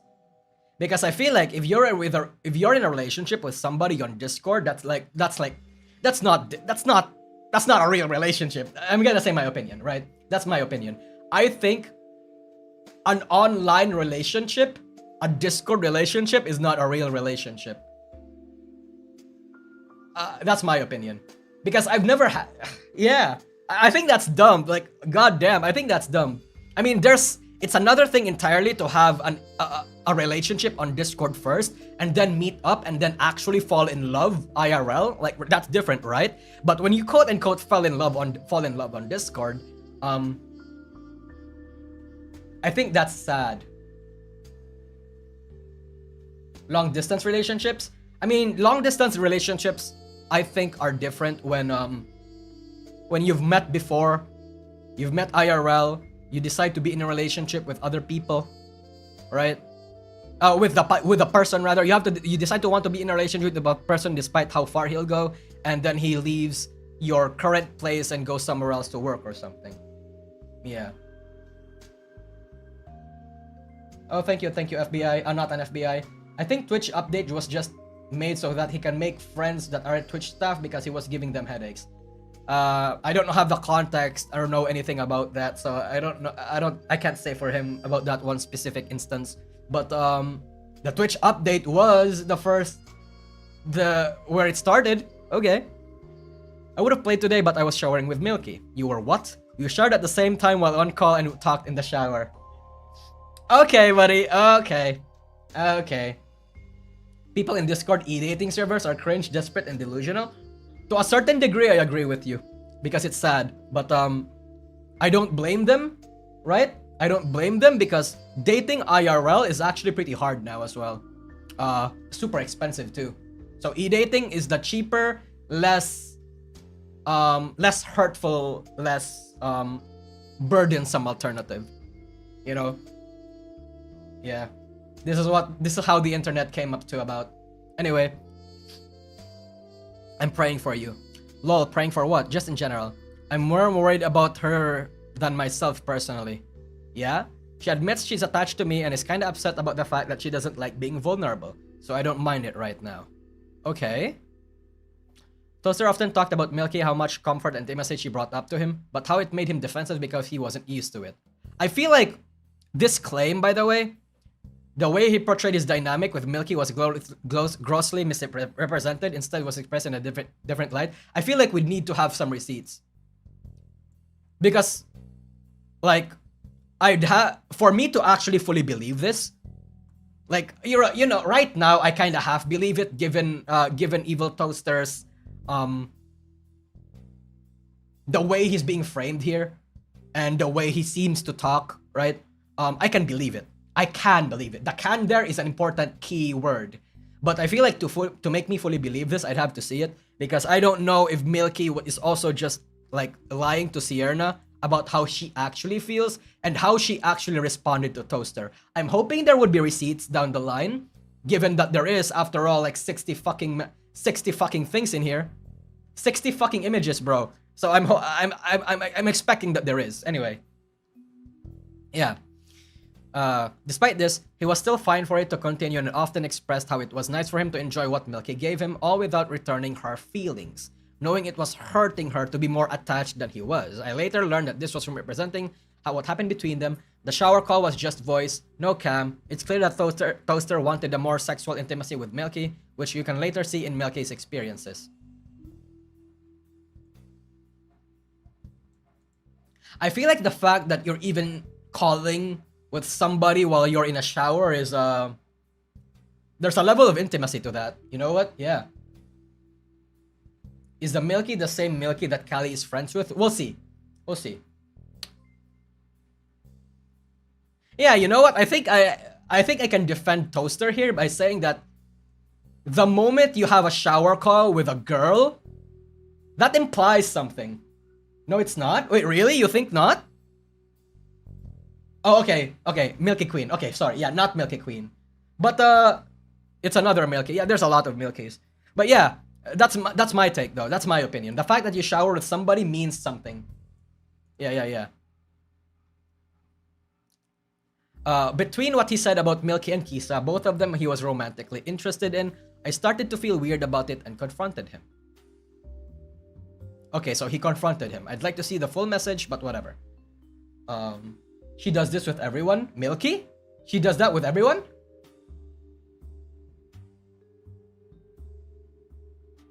Wow, interesting. Does News want to shower at the same time on call? No. Teehee. It was a group call? That's interesting. Okay. So For me, it was read something as I that didn't really fit my perception of you. I get that. What do you mean you get that? Okay, so using context clues, it seems like Sierna is basically saying, you know what, I saw you as this very intelligent person that's like kind of hold himself back, but now that I'm seeing more of you, it seems like you're not being that anymore. So and his response to that is, I get that. Okay. Dude, what happened to this model? It looks so good. Aw, thank you. She's super pretty. Actually, you know what? Let me possess her real quick. You want a shower, chat? Alright. We're gonna shower. We're gonna take a shower. Ooh. I'm gonna take off my jacket. I'm just gonna prepare, okay? Okay. Oops. Okay. Moving on. I felt that when you were saying something that you had no intention behind, it came off to me as if there was more than those words. Because in my past, a lot of people have said those with secondary meanings. Oh yeah, and this is true, by the way. Whenever people say shit like that, it always has ulterior motives. There's like 5% of people that don't, the rest 95% they do. Anyway, I'm not someone who usually judges anyone at all for more than a surface level behaviors because they just don't even come up on my radar. I've never understood why people are judgmental over weird, minute things like that. I understand, and I feel same really. I never really see people's non-harmful behaviors as a problem or inconvenience. It's just a part of who they are. They come up on my radar, not as something to judge or distance myself from over them, but as part of knowing them and adding it to the pile of things I notice about them. Okay. Just taking note of it, not necessarily evil. I get that. Shower with news, but then it's DNU here. Imagine though, right? Imagine, Pandora. Imagine. I took 3 days off the internet. You're welcome.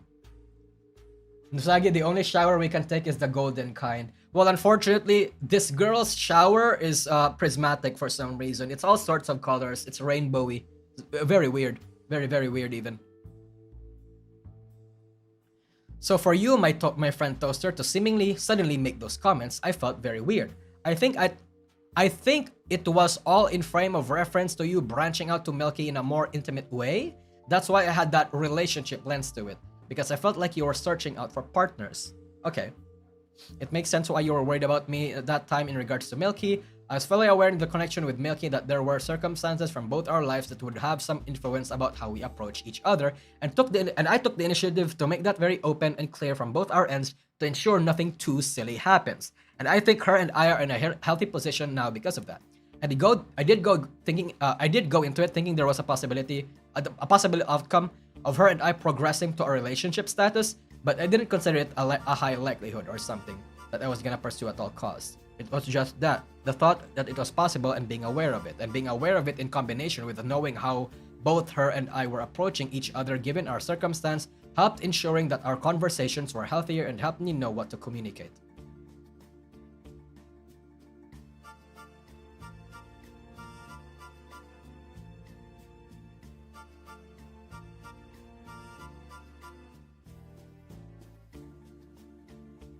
Okay.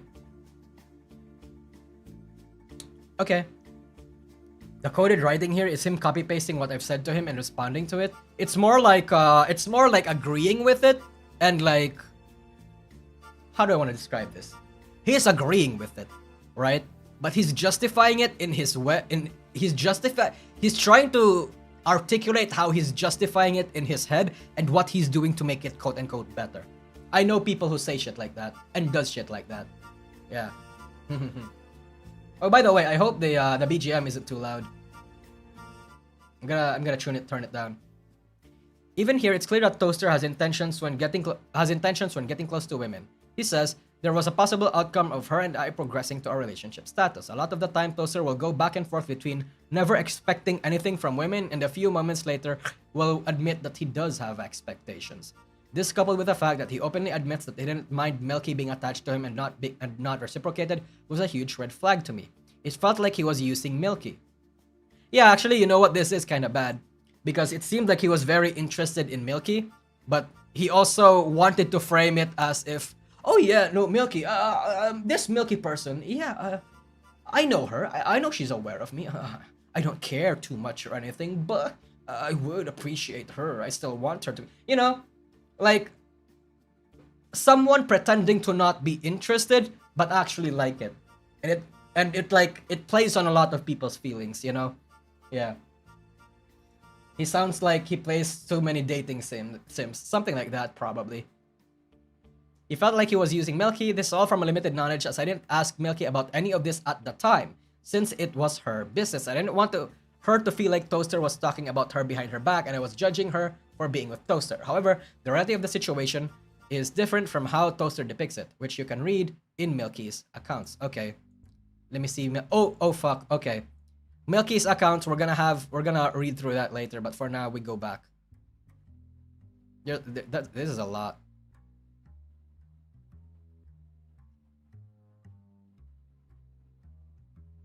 Let's see. Oh god, I scrolled too far. Okay. One thing I think I sparked a reaction in me was you saying trouble saying no to no one about Kisa.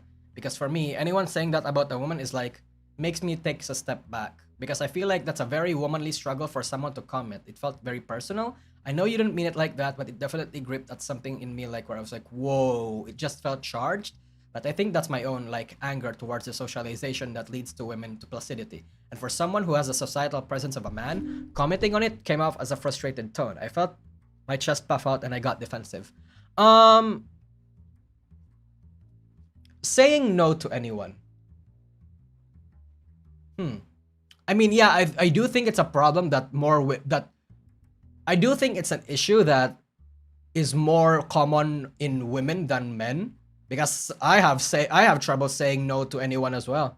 But to me, again, I don't know the complete context to what was actually said. But if we go back to this message where he's saying that he has, wait, where was it? Going back to the message where he says that he has a hard time saying no and stuff like that. I didn't feel any like I didn't feel any malice from it, right? But that's just me. Here it is. Yeah. She's too popular, and I don't think she's the type to say no, which in of itself is concerning. Yeah, I don't think there's any malice in her in saying that. Yeah, but that's just me though. That's just me. This is why I just date 2D fiction women. Real drama is pain, and third party will always butt in. I mean, Evil Toaster. Oh wait, I haven't read his response. Yes. It's likely that she deals with very often. When I commented on it and even just observed it to myself, it was from a point of empathy. However, in the context of the conversation with you, I brought it up as a point, and it makes me difficult to find more time with her, and how that frustrated me. It didn't frustrate me as something personal from her against me, but more so because it was adding onto a pile of connections that I have with people where their life circumstances that neither of us have control over have kept us apart. You totally feel the right to be angry, you know? The subjugation of women and all that, and it's just not up to me to decide when the effects of that trigger a response from you. The frustrated tone you heard from me was the same frustration you have about it, because I understand why it happens and I'm angry about it too. Sure you do, brother. Sure you do. While that specific societal dynamic doesn't affect me directly, it does affect people I care about and makes connecting with each other harder for both parties. Is he a clipper or useful in some capacity? He's a Twitch ambassador, and he's an actual Twitch VTuber. So, you know. And like he has like 70k followers in Twitch as well. Just joined in. Is he guilty? So far, he's not being painted in the best light, and to a certain degree, I agree. Yeah. Yes. Evil Toaster typically psychoanalyzes people without them ever consenting or desiring it. I mean, that's the point of psychoanalyzing people, to be fair. Like, people psychoanalyze people all the time without them even realizing it. I'm just self-aware enough to realize that I psychoanalyze people all the time. I don't say my thoughts. I don't say what I think about people, but, you know. Yeah. Bro uses smart words and long sentences. I mean, I suppose that's probably why a lot of people think he's a smart guy, I suppose. Like, intelligent. I was incredibly upset that he talked about Kisa in this way because as a woman, the notion that we have a hard time saying to no to people is honestly true. But Toaster should have respected that instead of commenting it out of frustrating that she was saying no to him. Okay. Whether or not this was true of Kisa, I wasn't particularly close to her at the time, but I also used Toaster wasn't, so I felt disrespectful for him to say that about her, even as an objective observation, as he liked to put it. While Toaster did try to resolve this issue, I originally accepted his stance. Looking back on it, it still doesn't sit right with me. Despite Toaster noting that Kisa, according to him, had problems saying no to people, he continued to pressure her to hang out with him. Okay. Let's read the other people's experience then. I feel Evil Toaster is doing that psychoanalyze to well cover his back from any arguable drama that may ensue. I mean, men just fed up with some of the drama arising mingling with new women. I feel like, so here's the thing. If you're a Redditor, or you grew up in an environment where you were quote unquote the smartest person in the room, where people value you for your quote unquote objectiveness, for your logic and your reasoning, sometimes, right? Sometimes men and women form this this sort of tendency to try and psychoanalyze everything, to try and form an objective opinion, you know? And if you are able to form, not objective opinion, an objective observation. And if you're able to make an objective observation, you basically have an out for everything, right? Yeah. Because at that point, you're no longer saying what you've observed as an opinion, it's an observation. You can shed your hands off of it. You know? That's probably his way of putting on the angle on someone else. It's an over-explaining cope. Something like that, yeah. Toaster started explaining to me more often after finding about the relationship I left and thought it was a little weird. But I gave him the benefit of the doubt, and he's just trying to be nice, and since I was going through a hard time, after talking about it, what I had gone through, he also shared experiences with similar past relationship issues. So I just thought he would understand how I was feeling because of issues he went through too. I trusted that he was just being a good friend because he would listen to my venting and offer reassurance about how I was worried about from what I was used to with my ex. Oh, okay, so this is Kisa's, this is Kisa talking now. Okay. Never really had many friends because of my ex would Never really had many friends because my ex would get upset with me if I did. Yeah, very common in the Philippines. It sucks. So my social anxiety got worse from those 8 years because my social anxiety, I tend to worry that everyone hates me or finds me boring or they feel pity and I feel obligated to chat with me. Thus, I would not hang out with people much, and when people would want to hang out or plan collabs, I would get shy or nervous and typically find an excuse not to do it. Okay, so she has very massive anxiety. Toaster had quickly started to want to hang out by playing another game together, just voice chat that made me uncomfortable given what I wasn't used to. That he started only chatting with me more after I got out of my past relationship. Common? Okay, bros do that a lot, you know? Unfortunately common for many true. Like this hot girl that just got out of a relationship and men from all corners of the world suddenly want to comfort her. In the Philippines, we call that comflirt. Comforting flirt. That way, the men that has been interested with that guy for a long ass time will have their chances of being that guy better. Because some of these guys, bro, they're more than willing to be this girl's rebound. It's insane. Yeah. It's just akala. Oh, yeah, makes sense, Rokiro. Okay. I feel like it would be mean to just say that I'm not comfortable with it. So I just make an excuse whenever he would ask until I felt overwhelmed about how often he would keep asking that I just play with him once. So to not feel guilty anymore, I would tell him that I was busy a lot, but that never stopped him from asking. People need to be more comfortable saying this. Being told that they're not comfortable with you or whatever. It's insane, really. Yeah. I feel like to a certain degree, I know that she has, important context that she has social anxiety. So she has a hard time saying, she has a hard time turning people down, right? That's I would think that's a good explanation and excuse for it. But for people that don't have that issue, they need to be more comfortable with saying no to people. Because we can yap all we want about how Evil Toaster felt, how Evil Toaster was mean for trying to be objective about how the fact that she that she had a hard time saying no, but based on this one paragraph, it seems like that was right.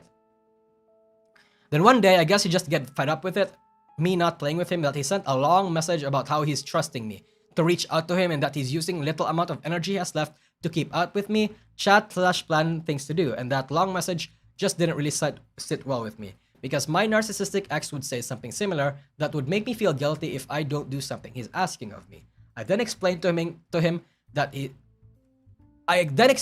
how what he said was not okay and how it made me feel, to which he apologized, but it didn't feel genuine, only saying it because he didn't want me to stop talking to him. From then on, I didn't enjoy conversing with him, and we didn't talk much after that happened.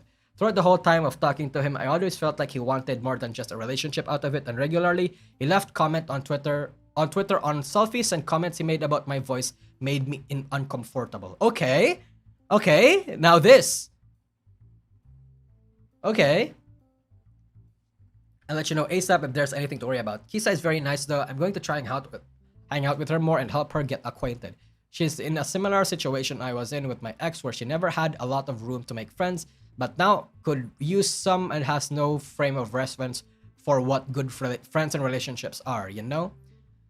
Yeah, she's super sweet. I'm excited to see her around more. Did you see the selfie that she posted? Oh yeah, I saw. Cried, screamed. Okay. So, Evil Toaster definitely thinks she's very attractive. Kisa, tell me more fun facts about you. The dress is so pretty. Though depending on if that's the only window of time you think you'll get, I can cut it shorter, assuming you don't have time now. No, I don't want to cut your time shorter for me. I just finished exercising and taking photos. Sorry. What if I want to? Okay. I'm catching up listening to your ASMR stream, and you did very good. Your voice is perfect.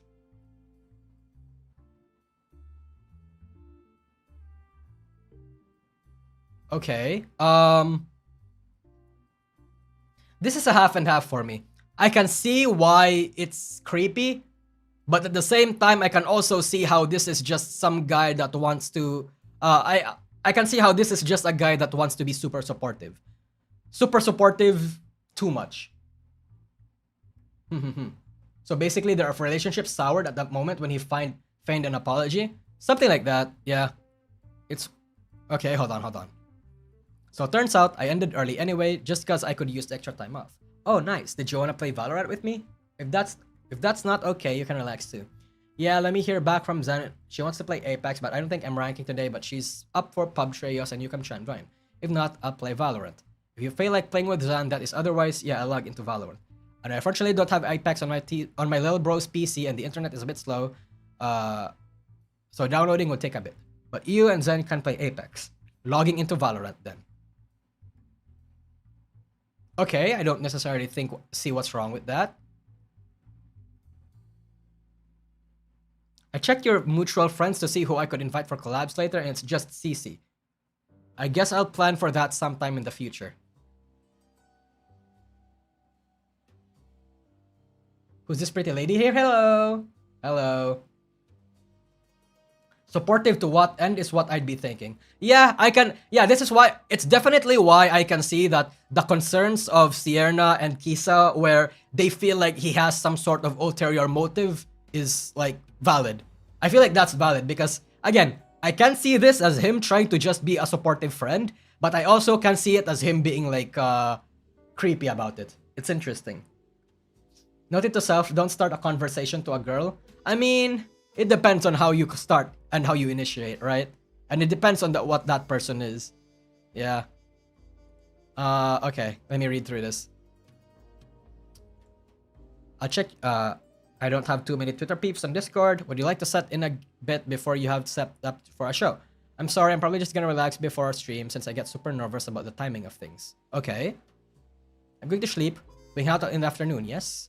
I'm so sorry. I think I'll probably be streaming in the afternoon. Sad. When you say afternoon, what time do you mean? At 7 p.m. EST. Before then, I'll be exercising and getting some work done. Okay, he doesn't seem none too pleased.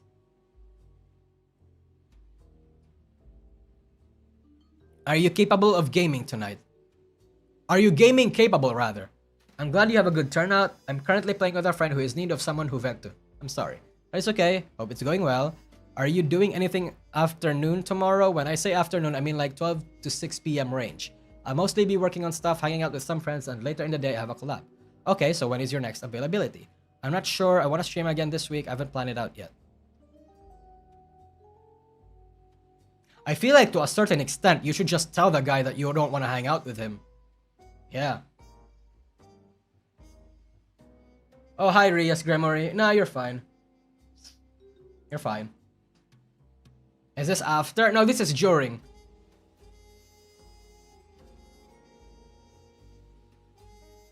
Immediately does this will happen, but goes beyond. I mean, it doesn't gotta be this week. But I get super nervous planning things. I understand. Is there something in it? I feel like if you're a person that understands what this girl is going through and is obviously nervous, and you shouldn't be pushing it, right? I don't think you should be, at least. Oh, hey, Douglas Diaz. Thank you so much. Thank you so much for the gifted membership. I really love your new model. It suits you so much. Aw, thank you. I appreciate that. Wink. Wink. Hold on. Let me put on my jacket, though. I don't want to seem like a whore. There we go. There we go. Is there something I could do or some other way to go about it that you'd prefer? I know you said to just keep checking up, but it seems like you aren't left with a lot of free time right now. I don't want to stress you out. What if I'm the one who plans it? Does that make it easier instead of you asking me when the best time is? I feel like it would be the least stressful if I just approach you whenever I'm about to play. Will you do that? Okay.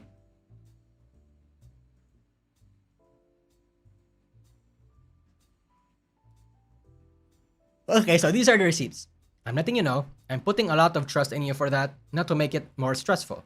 But as I wrote about on Twitter yesterday, I'm dealing with an increasingly smaller ratio of people I know to actually reach out to me and ask me to do things and connect, which means I have very limited energy to do remaining all the work of scheduling, organizing, and just keeping up with everyone, because frankly, not many people message me on any given day. Which is also big, because you're one of the people I am spending that energy right now. To keep up with you and chat and find things to do, find time to do things. So frankly, you just want to come to me at to moment.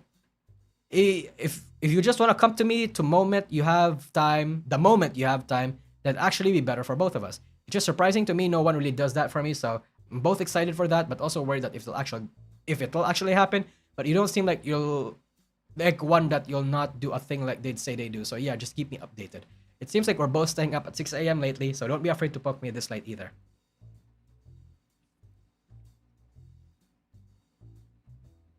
There's this guy that suggested the knock feature. It's harder to fucking say no on the spot. Yep.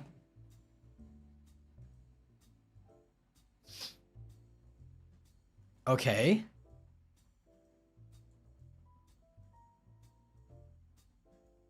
Yeah, we read this already. Psychoanalyzing others without their consent. Oh, okay. I think I get what her problem is. So I was feeling weird about psychoanalyzing without their consent. Like everybody psychoanalyzes everybody, brother. But I feel like what she means by this now is that he psychoanalyzes people and comments on his psychoanalysis to the people that he's psychoanalyzing. Like for example, but this part right here, you don't seem like the one that'll just not do a thing they say they do. So yeah, just keep me updated. Yeah, he's basically telling people what he thinks and what he observes about them, I suppose. Yes. Okay, I get that. But again, though, people psychoanalyze everyone. It can also be seen as a manipulative behavior. Yeah, I can see that happening. Okay. Hold on. Yeah. Blank wants me to take me up on VOD reviews though, so finally someone at least. That's sweet. I don't know how well it would go. She's not a very inquisitive person, I'm sensing. I already helped fix her OBS setup. She asked 0 questions. And every time I checked to make sure she understood, because she would say, okay. Like she was, no, I don't understand. I think most people are like that, but I noticed because when people actually seek out understanding, it says a lot about them. Okay.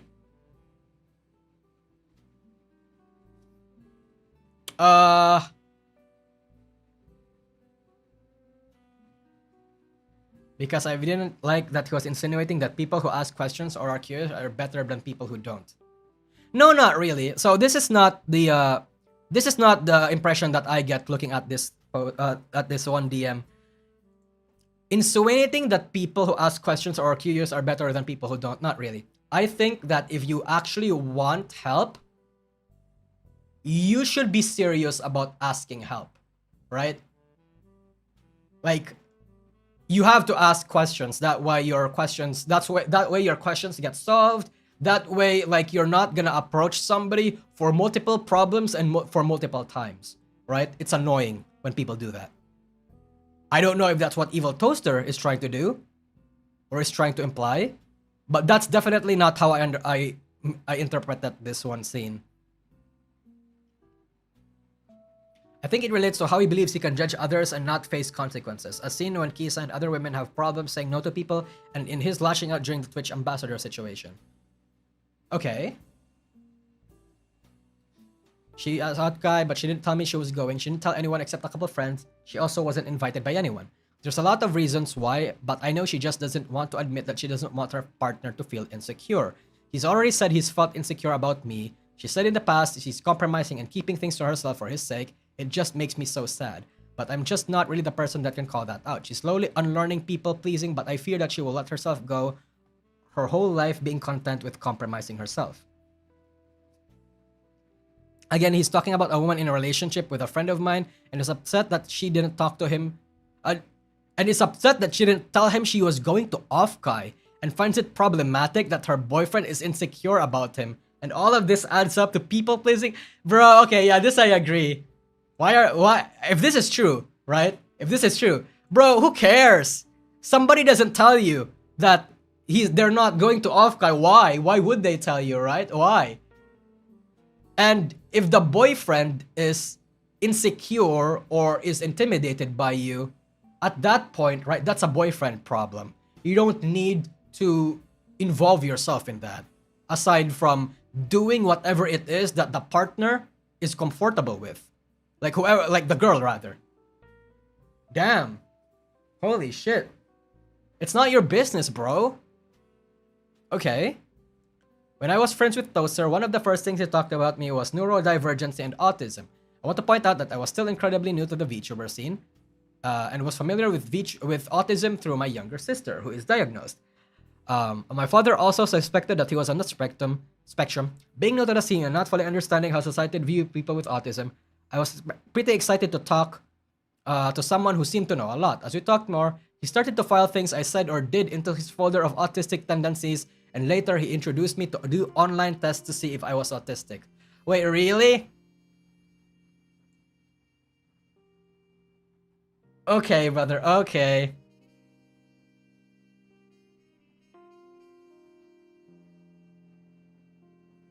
You think I did well being a human and talking to other humans? Yeah, you did. Do you often examine your ability to appear and interact as a normal human? If I see I don't understand, I usually look it up, especially words. I used to stop reading just to look up a word I didn't know because a teacher I admired told us to, and I generally loved in. Okay, Sienna, do you have ADHD? Isn't that the most normal fucking thing, though? If I see something I don't understand, I usually look it up. Duh! Right? Duh! I used to stop reading just to look up a word I didn't know because a teacher admired the total. Yeah, I would do as well. Like when I read, like a book or something, and the word is using shit, the book is using shit I don't understand, I look the word up for a moment just to understand what that means. That way I can understand the context and what the word means for the book. Like, everyone does this, I think, right? Damn. Nice. Anyway, if you want to take some recommended tests, start here. I think I was partial to the RAADSR and ASPE quiz, but some of them are a bit more tailored to unique experiences, if you like taking quizzes. Okay. But that was incredibly naive of me. I thought Toaster was helping myself and others by bringing up their potential neurodivergency. But now I see doing so without consent is publicly incredibly dangerously and disrespectful. I deeply regret and apologize for my ignorance on this. Wait, what do you mean? Oh, so Evil Toaster is basically just suggesting to other people that they might be mentally ill? Okay. Interesting. Then you're doing great. By the way, blank is totally hot people. Hot people radar of the charts. My favorite tell. What's a hot people? What's a hot people?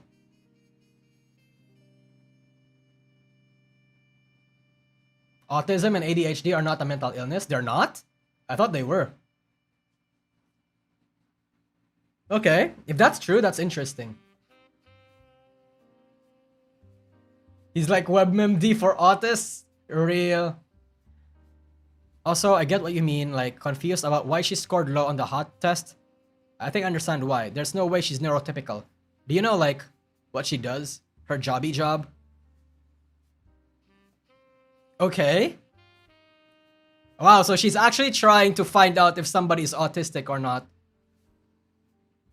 Without being like licensed or without being licensed and qualified to do it. This is about Milky, my friend who has never talked to Toaster about autism/ADHD. I was the one who brought it up to him because she and I took the autism test together.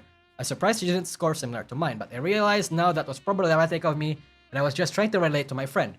I see that I was influenced by Toaster's obsession with autism and neurodivergency, and that I don't need to relate to people through sharing an autism diagnosis the way he needs and wants to. I started to become confused as to why Evil Toaster would bring up somebody's personal life to me, and why he had to push his thoughts on ADHD and autism onto everyone else. Okay. While at first I thought he was helping me realize a part of myself, I slowly understood that he did this to nearly everyone, and it was more about him finding connections at the expense of others than ever helping people. Damn. Interesting. Okay. I really don't know what these things are, chat. What is a hot people test? And what is NGE? This frowning friend who was venting about insecurities, to which Toaster replied, "Well, I have good news for you. Almost all VTubers are autistic too."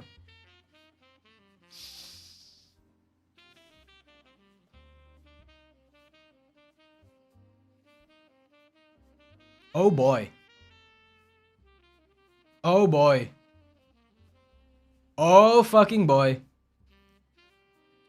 I mean, if I were to psychoanalyze him and do unto others what you want others to do unto you sort of thing, I think that just speaks to how people, to the people that Evil Toaster wants to surround himself with. NGE, not gonna estimate? Okay, okay.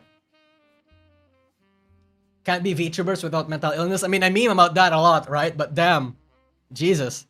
He says that unironically.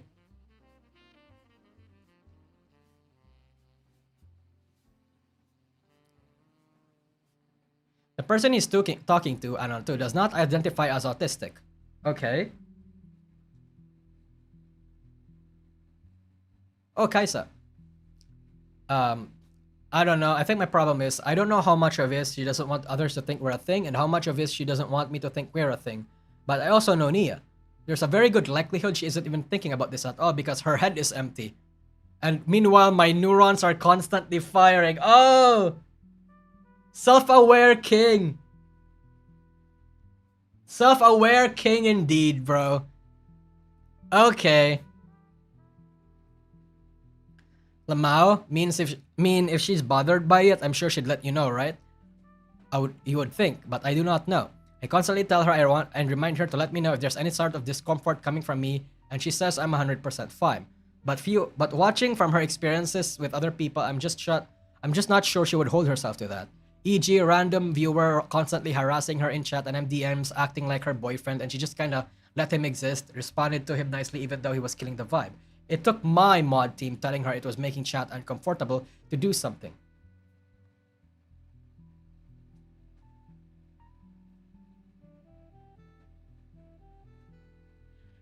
I'm DMs acting like her boyfriend and you just kinda let him exist. That is interesting. That is interesting. I mean, 100% though. If you are uncomfortable with other people, do tell them. IDK, I'd like to think it's different from you versus Arando, but yeah, I don't even know for sure how Nia sees me.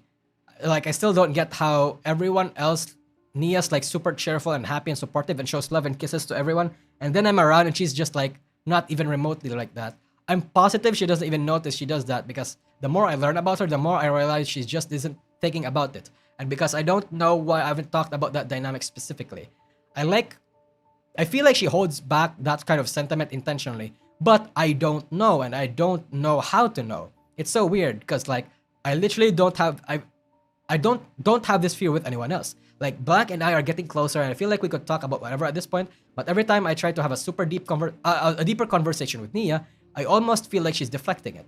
But also, I'm sure she's just that unaware of what I'm trying to do and cannot pick up on the fact that I'm trying to talk about something important like that. But she's literally the most autistic person I've met. My God, because of course, which of course is beautiful to me. Oh my God. I guess the reason why he wants to diagnose the people he likes as autistic is because he's attracted to them. Oh my God, okay. I feel like I'll only ever get through if I just force her to pay attention and hold her eyeballs open and speak directly to her face while speaking very, very, very literally. Oh, okay, so, okay.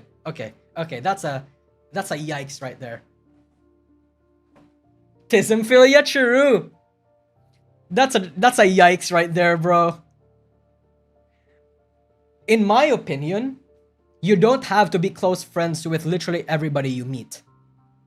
Even girls, even women, especially if you're a man. You don't have to be like supportive of everyone. Like, what is this savior complex bullshit? I mean, to a certain degree, I can understand just wanting to help the people around you. But, goddamn, holy shit. He's out of line now? Yeah, he is. He kinda is. Fuck me.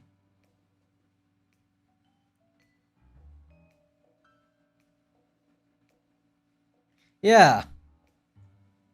Yeah, this is true.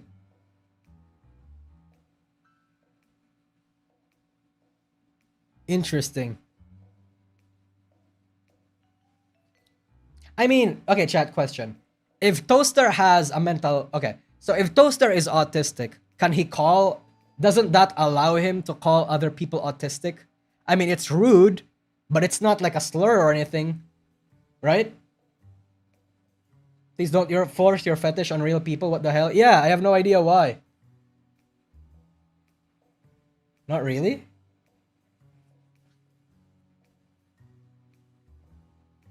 No, I mean, okay. So, okay, let me rephrase my question. So, I mean that if you're autistic, you can't diagnose other people as autistic, but you can call them autistic like in a meme way. You asking if he gets the pass? Yeah. True. Asking if he gets the pass. Does he get the pass? Random super chat to show some love, bring her back? No. If people buy enough merch, maybe I will. No? No? Interesting. Okay. Curious. I can only imagine what personal information he'll share about others in the future. It's incredibly unsafe. Okay. This individual wants to say anonymous. Please respect that. Evil Toaster collabed with this person a handful of times, but also wanted to hang out with them alone. They were uncomfortable about this because Toaster was already pushing boundaries and wanting them to open up to him, as well as making intimate comment towards them. Ooh. Ooh, okay. Can you please tell me why this is so difficult? It has never been an issue to get to you into a collab or for you to show up to a collab or anything in general, and those are not easy things to fix for most people.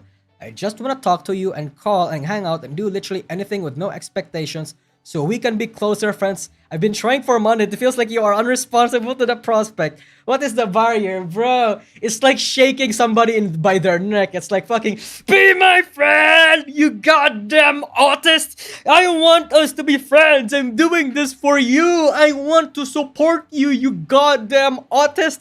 Like, yeah, oh my god. Bro, stop it. Stop. Oh my god. Take a hit for fuck's sake, Churu. Just talking about my issues has never been an easy for me, like at all. A lot to unpack.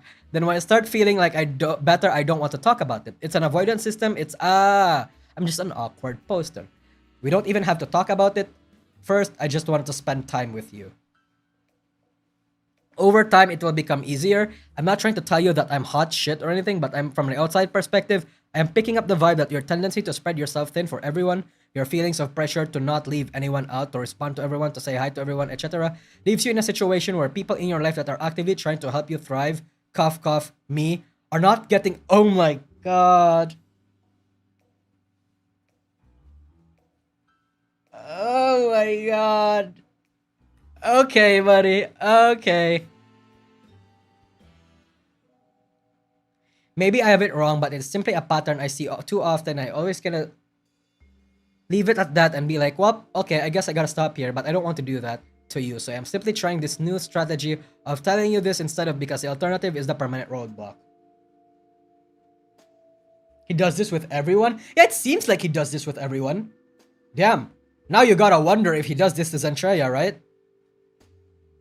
Yikes. Yikes. Thoughts? Okay. Smashing desk emoji, smashing desk emoji, smashing desk emoji. Okay, blank. You're just gonna have to straight up tell me what you want from me, because I don't get it. Bro, he doesn't want to tell you anything. And he's asking you to leave you alone. I explained that I was gonna be gone on Thursday, Friday. I'll be real. I don't know why you're under the impression that I want something from you. I've been clear in saying that I struggle with opening up and talking about deeper issues. Continuing to press on these matters definitely don't help.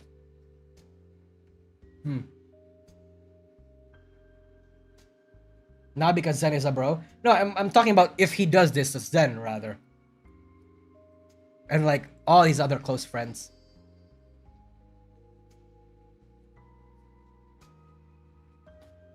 Let's see. Oh, that's a lot. Oh, this is a long message. I don't even know if I want to read it. Okay. I want to press you to a point where it's uncomfortable, but I haven't felt uncertain where it is uncomfortable for you and where you need the repeated attention to know I'm genuinely interested in talking to you and ensuring you aren't worrying about me just being nice or anything. I wanna talk to you! Let me talk to you! I'm not under the impression you want something from me. That's not what I meant. But I do want to know what you want me to do for you, because on one hand, you expressed you're lonely and that you want to spend time with me. Two feelings I reciprocate. However, it's been a struggle to get any... Wow. So wait, it's true that this person wants to spend time with him? Oh, wow, okay. You've admitted you're a people pleaser, and I really hope I don't feel like you have to act that way for me. Because it feels difficult to know that if you're telling me these things, like how you want to spend time together, because you're trying to be kind, as opposed to saying that what you might actually feel, that you're not super invested in that. You haven't struck me as dishonest or anything towards me, but it is tough to navigate this as a struggle for you. Again though, truly, I am not trying to do anything that would make you uncomfortable. I'm only trying to reaffirm to you that I mean when I say I want to be there for you to help you deal with things that you're struggling with. Even if it means that just being around you and hanging out with you just to get to know you a little better, stay the aches of loneliness without taking the big issues. Of course, I won't make you do anything you don't want me to do. I just want to know what you want me to do for you. Basically the same thing, brother, I think. I don't want to make... Okay, hold on. I won't make you do anything you don't want me to do. I just want to know what you want me to do for you. Basically rewording it. What? Damn. Hi Nitro Goose. Long time. Huh? Welcome to the stream. If you don't know what I need, that's okay. If you don't know what you need, that's okay. I'm trying to figure it out and stay present around you to make it so that to make it not so easy for the comfortable loneliness to make you feel like you should push friends away. But ultimately, I do not know everything about what makes connecting a struggle for you, and I'm just trying to feel what is right to help you. I guess just tell me how much help you want, or if you don't know, tell me you're okay with me trying to find out. Like I said, I won't pressure you to do something you flat out won't tell me what to do, but things that are difficult to do, you still want are things I want to help you have. I just don't want to end up becoming distant and going back to not talking for a year.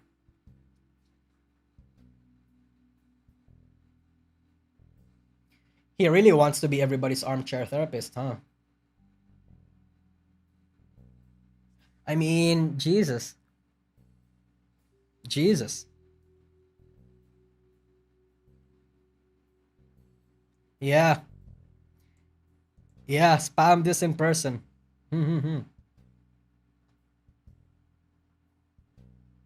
Unrequited interest. Oh god, another one. Another one. I'm sorry to hear that. There's nothing wrong. There's nothing worse than when you're not really sure where you understand in a relationship and things go unresolved.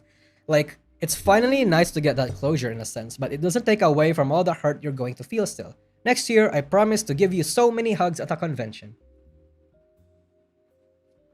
I would love to hug and cuddle you at conventions, though. Wait, what's this blue stuff? I feel like I'd like to have context for this. Didn't you plan on going to TwitchCon? Not this year, unfortunately. I can't afford it and I want to get back into going to the gym and taking care of myself next year.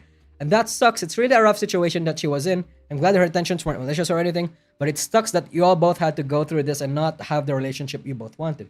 Yeah. I was looking forward to meeting you this year, honestly. I will be looking forward to it next year too.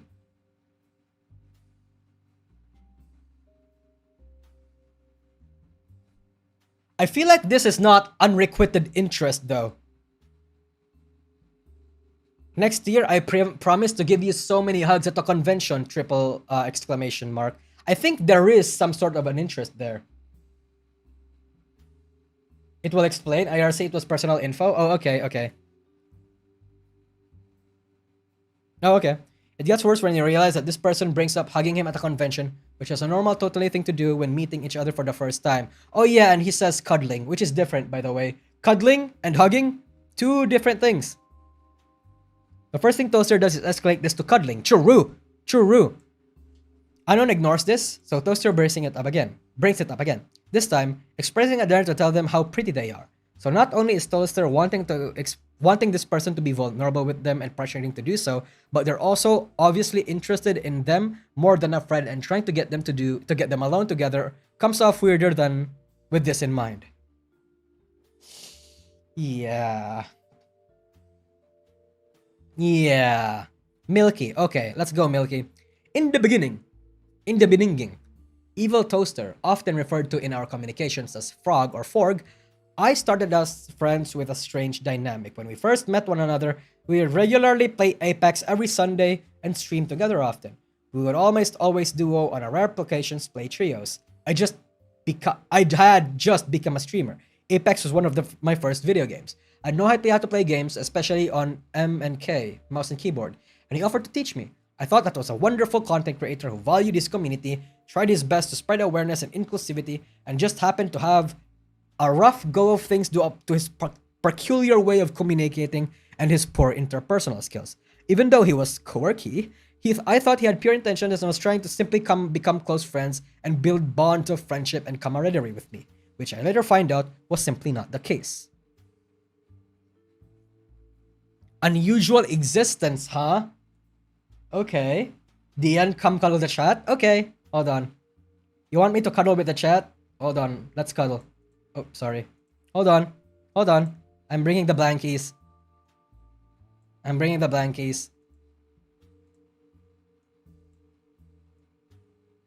Okay, here we go. I got the blankies. Come, cuddle. Anyway, going back, cuddle with me while we're reading this, I guess. On our second, he had mentioned that it was unusual for him to meet someone who was nice to him and affectionate without needing things in return. On our second conversation, he told me that while he didn't have a good read on me, he was overly analytical of me from the very beginning. Okay.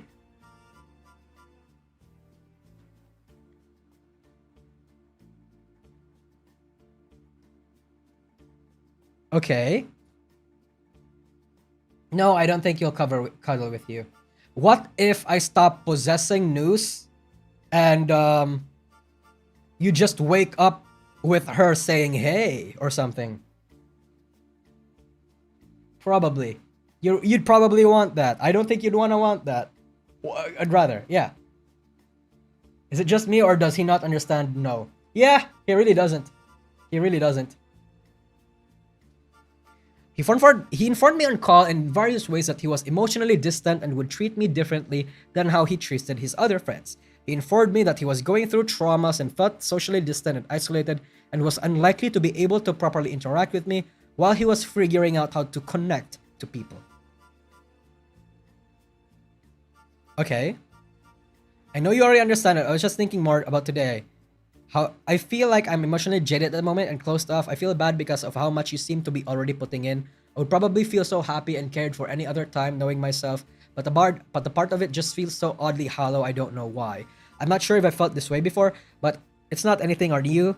And again, I know you get it, and it's not gonna stop you. I just feel like venting because it's kind of frustrating. I clearly want to enjoy that kind of care and share the sentiment with you, but I'm being blocked by things right now. I'm hoping it'll be okay later and I'll be able to feel it right away. My biggest fear is just that somehow this being the foundation means it'll never be possible. What do you mean never be possible? I'm not sure if that's the case. That could happen, but it doesn't seem to matter. Anyway, that's just my thoughts right now for you to have while I sleep harder than I ever have, hopefully. He says a whole lot of nothing sometimes. Damn. Damn. Interesting. Who the fuck is News? Oh, Althea Wall. Watch my debut. He would reiterate how he was unable to treat me like he treats others. Okay. I'll be here for you for whatever you do, however things play out. I care about you. I hope things get better. I appreciate that. I'm starting to think you deserve better than even me. Lol, what does that even mean? Like, I think I'm a pretty pog friend, but I think you deserve even better. Okay.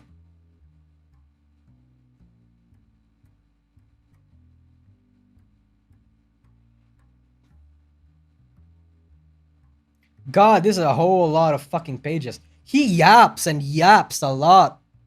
Jesus Christ. You know what? I'm just gonna read through this. I'm just gonna skim through this and I'm gonna tell you what he's basically saying.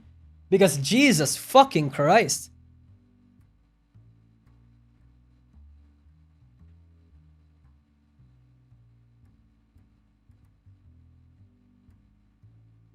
Okay.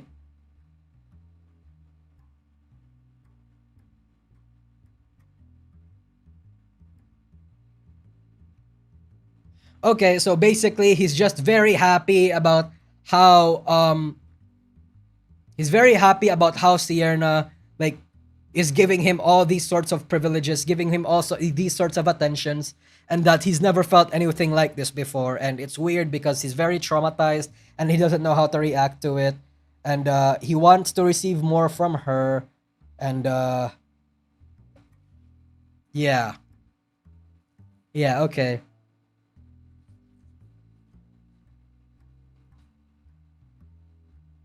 And he'll do all sorts of things for her if to her beck and call, whenever she wants it.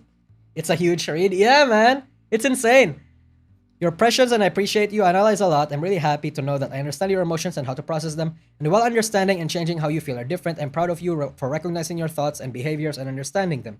As I said, I like you. You're my friend of friends and you've been nothing but lovely to me. So of course I want nothing but the best for you. I'll read to you anytime or just chat about whatever. Okay. Okay. Sure. I, in my naivete, Just want to be supportive of him while he was figuring out how to navigate his emotions. He was good friends with my friends, and if they liked him, then I thought at the time he was surely a good person too. When I got to know him, I know the struggles of trying to form genuine connections to people and the difficulties associated with navigating trauma. And at the time, I was alright with him being a more distant with me while we were new to one another. However, that temporary distance quickly shifted into him treating me far differently than he initially did. How? Okay. How are you? I missed you. TBH, I feel shaky about us and I wanted to ease my mind. Okay, I'm walking out, but we can chat or call in a bit. Walking home. We haven't been really talking or hanging out, and I know when we met you were in a weird spot where you were more closed off and you communicated that it made you treat me worse than you actually normally would, and made you feel weird. But like recently, it's gotten even more prominent that like you don't seem to treat me like your other friends. Like I feel I pour in a lot of more percentages wise into our friendship, and it makes me feel like you don't care if we are friends. Like I try to reach out and play hang out, but then you always talk about other people and not reaching out to you or having to be the one like always to make plans. And like, hello, I reach out, I try, and you say you don't really have friends and you feel lonely, but I'm bending over to try and be your friend. I'm making myself super available when you have a tight schedule. It's just, it doesn't feel good, and I wanted to make sure you did want to be friends and maybe just address these things. People can't change or recognize behavior if they weren't aware of it, so I wanted to know.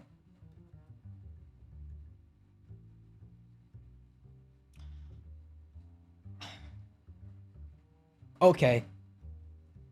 The more I read through this doc, the more I say okay, because that's my only reaction. It's like, what do you want me to say to that, right? Damn.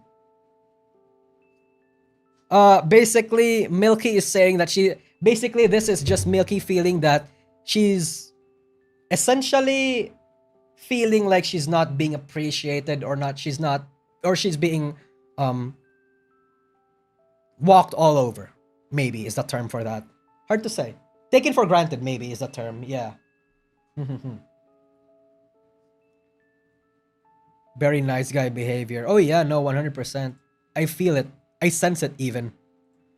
At least I don't think I've ever said no to playing with you. A lot of times, this just happens with so many people to BH. Someone expresses interest and I reciprocate, but sometimes it just falls through the cracks.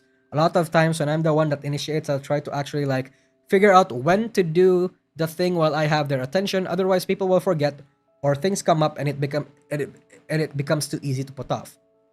But last week, you did indeed ask to play and caught me at an unfortunate time where it was possible, and I told you to get on Apex. So it's not an issue of me not wanting to. Things are just more complicated, especially when things are left to we should X sometime. I recognize as well that you pour into more friendship, and I wanted to point that out both. So, mucho texto.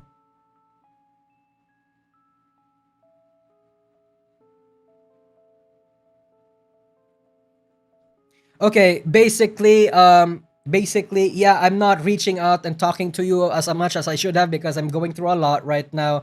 A friend cut me off. Things in my life is getting a little bit more complicated. I'm feeling a little more lonely. You know, yeah.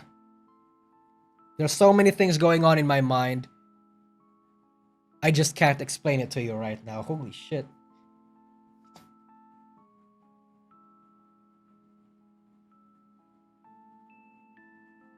Jesus fucking Christ. Okay, so Milky also... I suppose these are very emotionally close friends, so that's why they're talking to each other in this way. I feel like I understand what you're saying. Nowhere in this did you validate what I said at all, but downplayed it and explained it away. I understand what you're saying, and a lot of it is very valid. I think I'll touch on the initial way I felt reading at first. Okay. When I try to make plans, you usually say you don't have things scheduled and can't agree. If I try to make plans like on Sundays like we used to, you don't agree and then we don't. I also have the concern that when we do agree, I'm never sure you'll actually be there on time since you've bumped our play schedule a few times because you're prioritizing other people's schedules time over mine. I get it, but it's not nice. The whole thing about being okay with it initially is two things. one, things change, and I think it's important to communicate when thoughts and feelings change. That's not the case here, but I want to make you aware people do have changes and opinions. Maybe it was okay at first, but it isn't now. I do think that for me, in our case, you've changed into how you're treating me. Before, I was okay with it because you treated me differently than you do now. You used to play a lot and chat and still hang out. We've had a totally different interaction from what we do now. There is even more disregard, and I strongly feel that if I start reaching out and trying to make plans, we wouldn't. It seems like you fill out your time with people you deem worth more of your effort and energy. That's not very pleasant feeling. Yeah, people that I think he wants to get into a relationship with. Okay. If things are happening, we are friends. I want you to feel like you can talk to me about it. It's fine if you don't wanna, but I do wanna communicate that if you ever do want to, it's okay to talk to me about how you feel. So when you say so I end up spending more time with people that come to me and grab my attention, that hurt because it's saying that me talking to you isn't as worthwhile as when others talk to you. Like, it's okay to ignore me and deprioritize me. I understand that people are living your life and that can be really hard to deal with, but like, wouldn't you want to treat people in your life better so they don't leave too? These are my initial thoughts on your response. If you feel like your behavior or interactions with me can't or won't change, that's okay. I'll accept it for what it is. We're still friends, but I'll adjust myself to match. We'll be in each other's lives. Let me zoom in, hold on. Oh no, not this.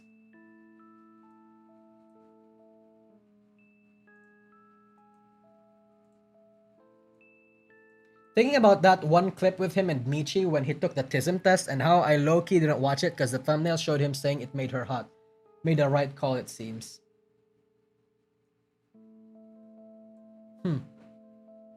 Interesting.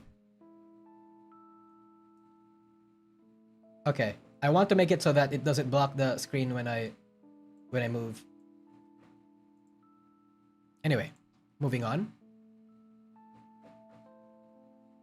Where'd that pajama coat come from? Oh, it's an asset. It's a free asset. What is this? What's the context for this?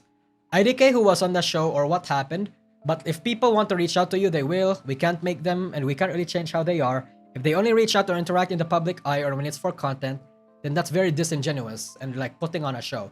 Not saying this is exactly the case, but if someone only talks to you or interacts with you publicly and for their benefit, then that usually means they don't care very much. Okay, yeah, generally I agree. What? The assessment was something. How was your day? Well, I mean, like, I have problems with that. It's the way I view interactions like that usually. I thankfully don't have those since people who want to interact with me do not want to do so on just streams. Why does my opinion cause problems for you? If they want to, they will perception is self-sabotaging in many ways for one. It's also just like not doing it justice for other people. But also that was just like a lot to say when you also said you don't know who was on the show and what happened. I guess it was can he stop saying like on text? I mean, I understand saying like on public, on words, like verbally, but text? Really? Damn. Oh, thank you, Black Ship Boy. This negative phrase. I agree. I'm talking about from a completely different angle that I wasn't speaking on. I wasn't saying they were only interacting with me for content or publicly because they definitely was not the case. If it were, they would probably interacting with me more. It's way more complicated than that. I don't know what he's talking about. I really don't. In general, I agree with this. That if quote-unquote people want to talk with you, hold on, let me rephrase this. I agree with this, but if people really only interact with you publicly and for their benefit, it means that they don't care very much. I agree with that. But that doesn't necessarily have to be a bad thing, because that's how relationships work, right? Like, I'm sure we have friends IRL that we haven't met for a long time, that we haven't talked to a long time, and then we meet up with them one day out of nowhere, and then you're still good friends, right? I feel like that's very common, right? And in the internet, and especially in the VTubing context, it doesn't matter if people only interact or publicly engage with you. Like, yeah, sure, they don't care that much to personally know you, but them not caring that much to personally know you doesn't necessarily have to be a bad thing. In fact, that's like a good thing because that means they're aware of your existence and they will engage with you when they want to publicly. Like that's not necessarily a bad thing. I don't know why a lot of VTubers have that sentiment, but I agree for the most part. Yeah. All of this reminds me of that "Hello Human Resources" meme. Real. Yeah. Hold on. Your water.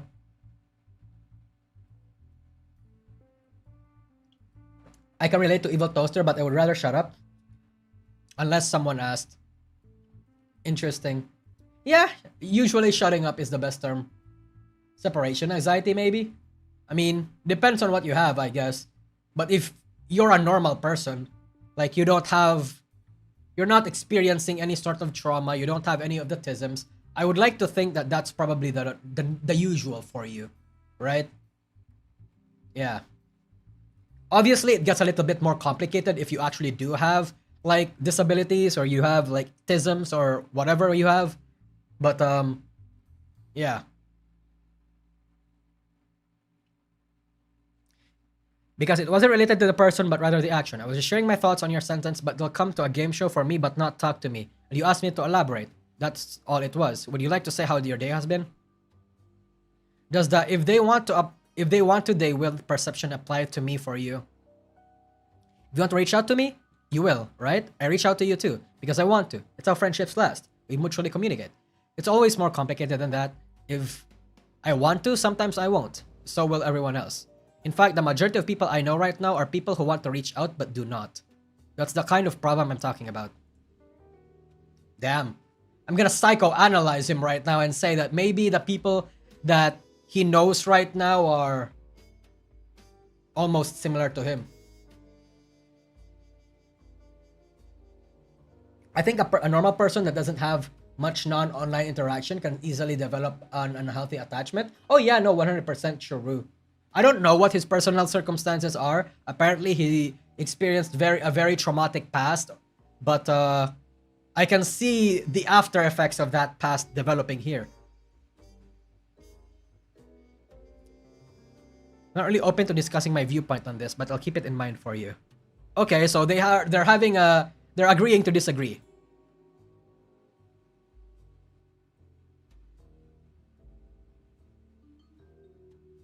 Okay.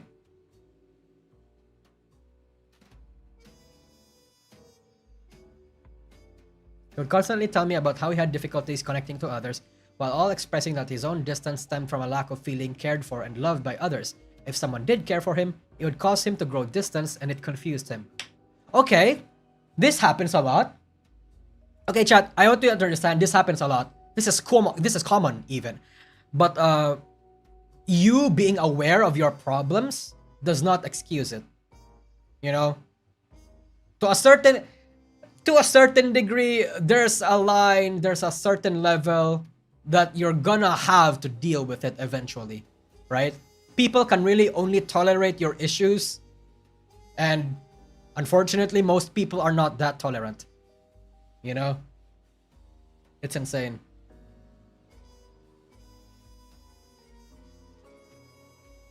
You always ask like if eaten or if you can help me out or like, save or anything or offering me things. Yes, I care about you. Why though? Why though? Why do I care about you or why do I ask about these things? I ask because I care. Okay. Milky asks because he cares. I figured out the problem here. It feels like the problem is not you're not used to people care about you. I mean, you're not wrong about that statement. Okay. Okay.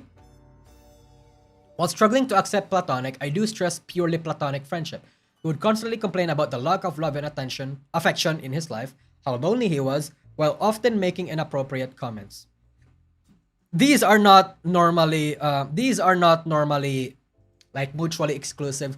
When someone is very lonely, they normally try to fish out responses. They usually dish out comments that they think would get the other party interested. And some of those will involve like flirting. Creepy flirting perhaps, but flirting nonetheless. That's one of the attempts at least. Yeah. He would express his desires to be affectionate with me that I would deflect or ignore. Woo, I'm in bed. Gotta get up. I don't wanna yet. You're exhausted. Come nap with me.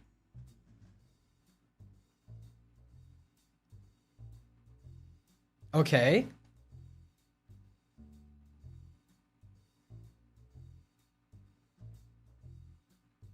I don't necessarily see anything that's okay.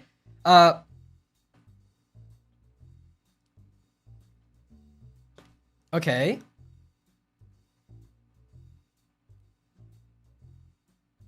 Damn. I want you to lay down with me so I can play with your pretty hair. Wow. He really is lonely. Jesus. Would you come and toggle make out with me before I got up? Wow.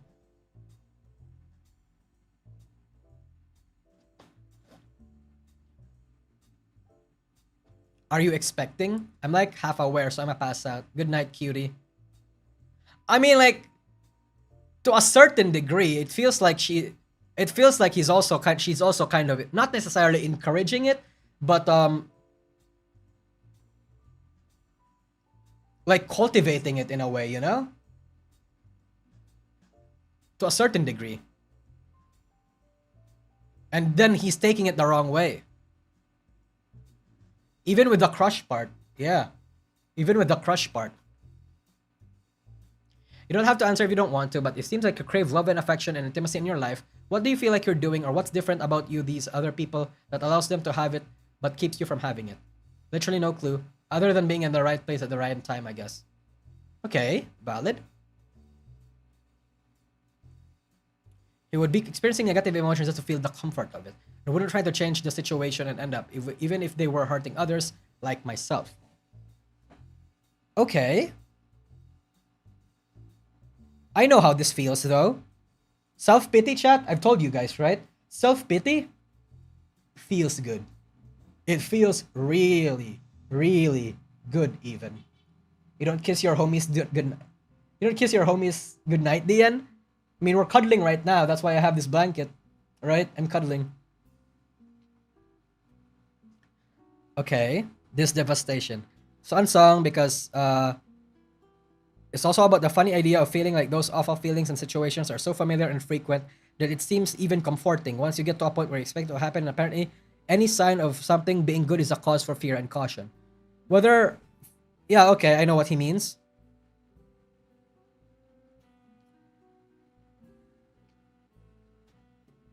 Would often discuss his desire for women and his lack of outlet for expressing his longing affection. Okay, that's not necessarily a bad thing.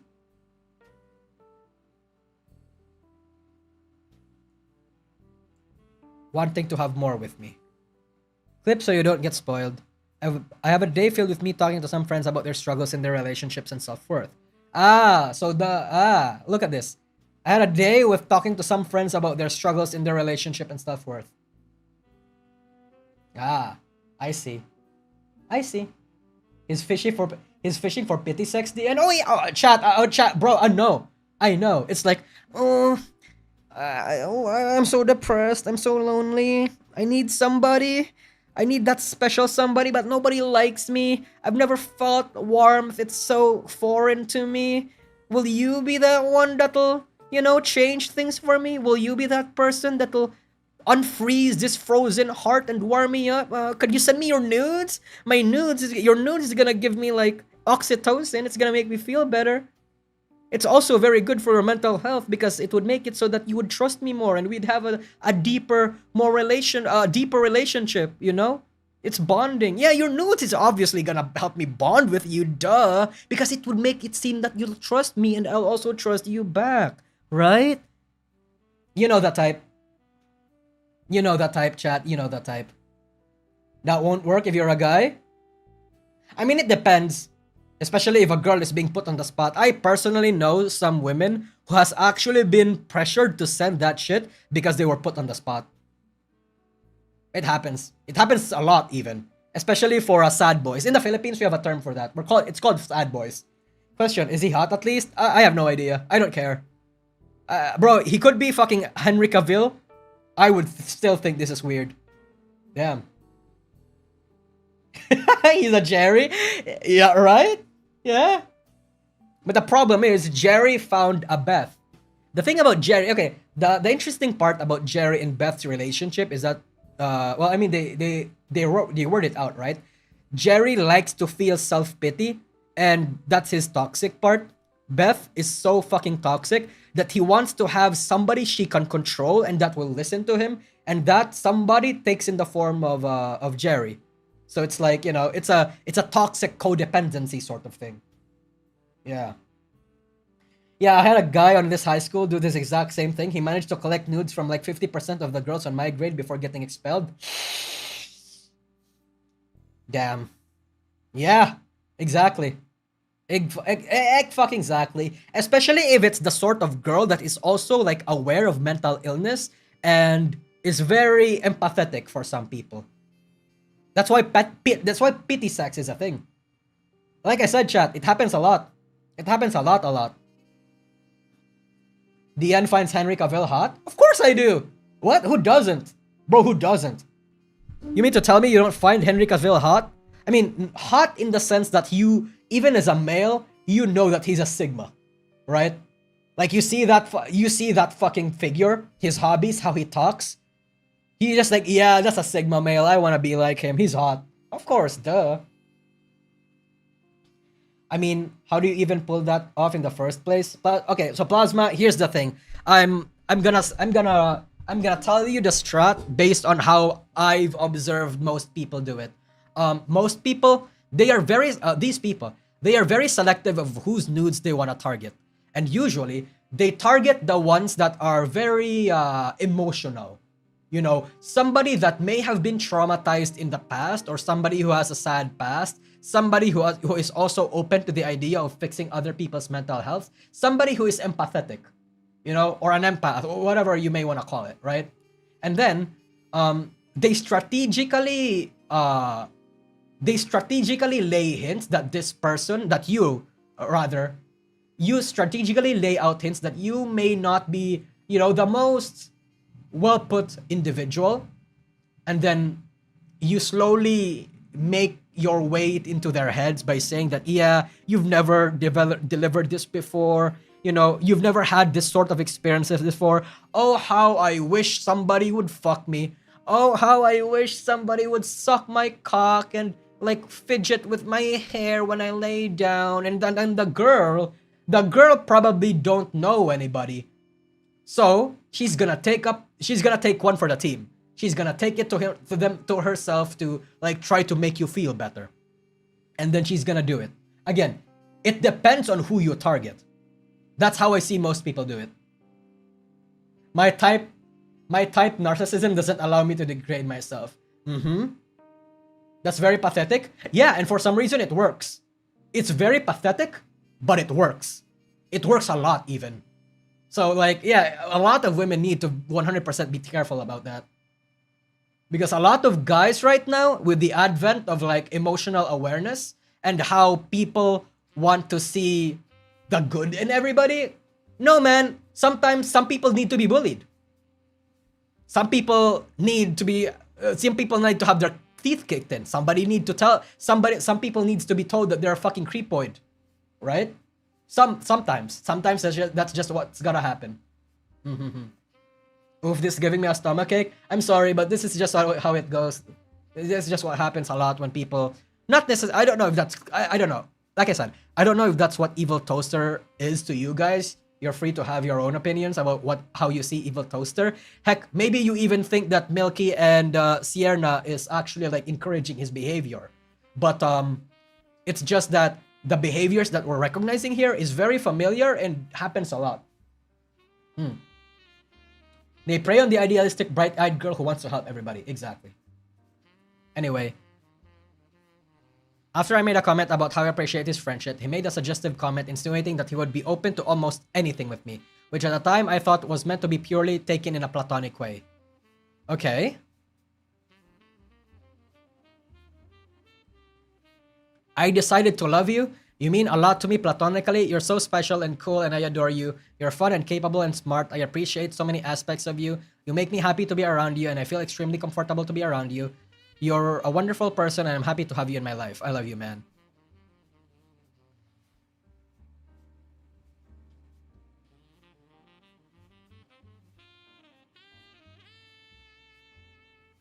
Damn.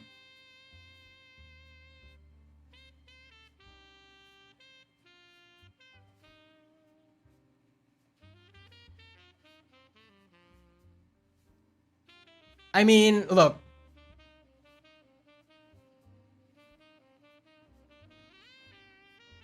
I decided to love you. You mean a lot to me, and platonically, you're so fucking special and cool. Even if you say platonically, you're putting out mixed signals, man. It's a. I'm sure Milky means it in the best way possible, and there's a certain intention that she wanted to convey by saying that.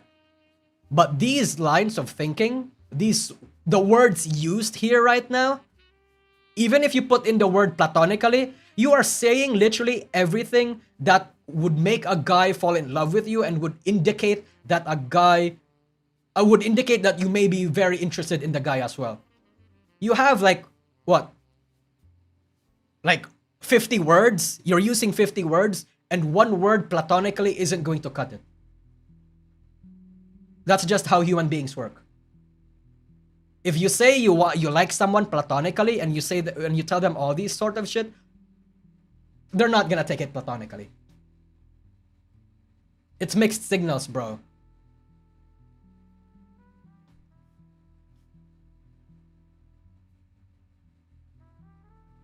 She should have just literally told him, I don't want a romantic relationship. Yeah, just straight up told him, yeah, you're just my friend. Like, I like you and I appreciate you, but you're just my friend. You know, stuff like that. Damn. Sorry, I got to reply as well as I was getting ready for bed and freaking out over being on time for the event. I'm grateful that you feel that way. I'll do my best to handle how you feel with care and not hurt you at all. You're also a refreshing experience to me, and I appreciate many aspects of you as well. I too feel very comfortable with you and would probably be down for almost anything with you. Okay. Interesting.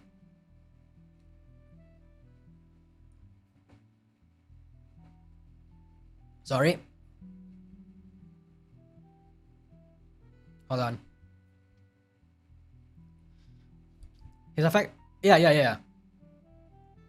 Downright mean. Okay. While this screenshot is not inherently concerning, okay. This was one of the most traumatic interactions with Frog. Okay. He was very well versed in tech support and would often help his friends with their routing system and other tech things. I reached out to him to help him. He was horribly condescending. We got into a voice call. He had me share my screen and explain to him what was wrong with my OBS. I'm not tech savvy, and while I struggled to find words or what was wrong, every time he would express that it could be like a compression, for example, he would let me Google compression and actively read the definition aloud for him. Oh, wow. Okay. Yeah, no. That's asshole. That's an asshole behavior, bro. That's fucking asshole behavior. Don't use platonically like in Minecraft. True. In Minecraft, at least we half mean it. Allegedly. I'm memeing. Maybe. Jesus. So we clicked through the guys I had already read. He had me read them aloud while I was questioning me in a berating and belittling way. I expressed to him I wasn't aware how to fix it and that this method of reading it aloud was not helping. He was incredibly condescending and was demeaning. He eventually helped me figure out how to adjust the numbers in OBS after I started crying about how he was telling me how easy it was and how I should be able to figure it out. Throughout all of this, he was just so horrible to me. Okay, yeah, I know this type of person.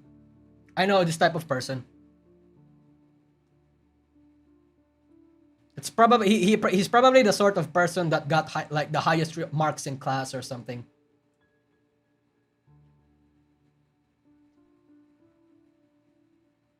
Okay.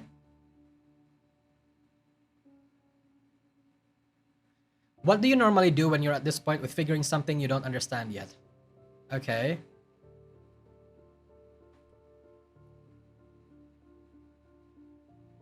Never ever take a romantic sexual interest in Frog.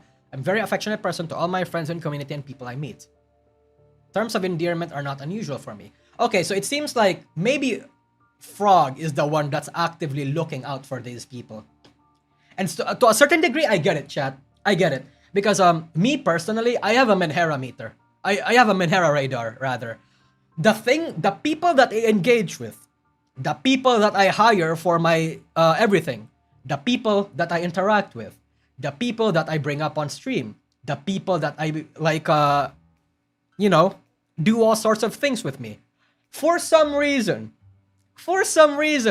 they always have some semblance of mental illness.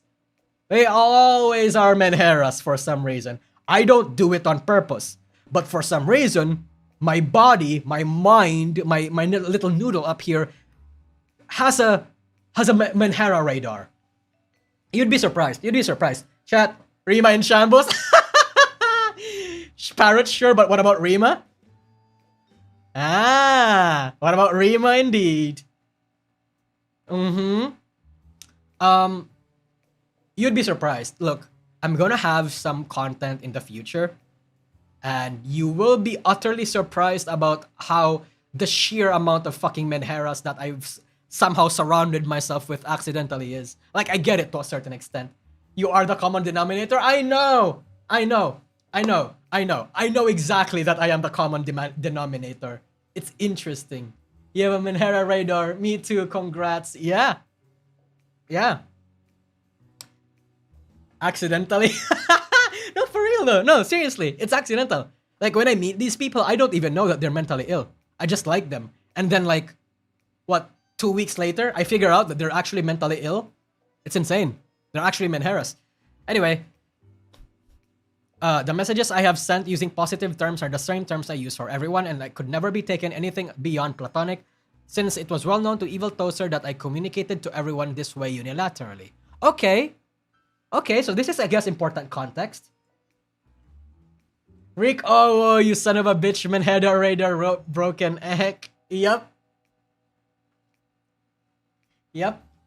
DN loves Menheras. Oh, I do.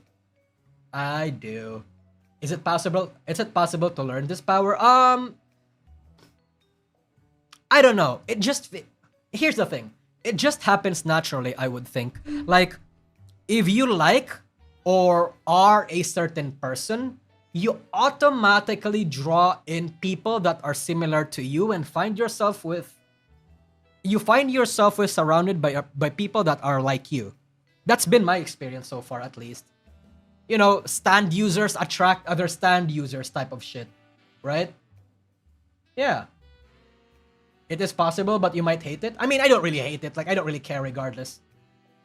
Yeah. Chat, respectfully, it is 9 p.m. and I'm drunk. The best way to consume this content is when you're drunk, Rick. Oh, well, that's valid. Golden experience. Yeah. You know what that feels like, do you? Maybe.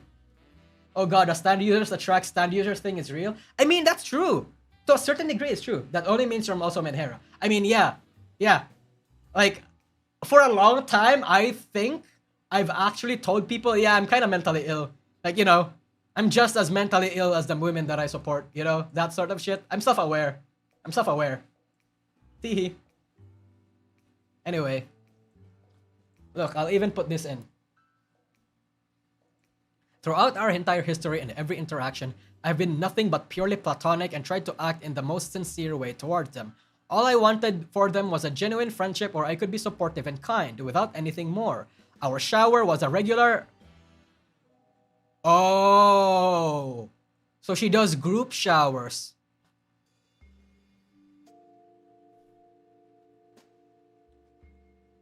All of their suggestive comments at that time was I took some messages from someone I didn't know how to properly communicate affections. And I thought it was him trying to open up to me. It is obviously appalling to me that he somehow misconstrued our dynamic to others and he suggested the possibilities of more. Okay, so I don't necessarily think it should be disgusting that he misconstrued how he viewed your relationship, but him sharing that with other people, I think is a disgusting part. Yeah. Are you open to group showers, Dian? Do I get money? Is there an incentive for me to do that? If not, no. Not really.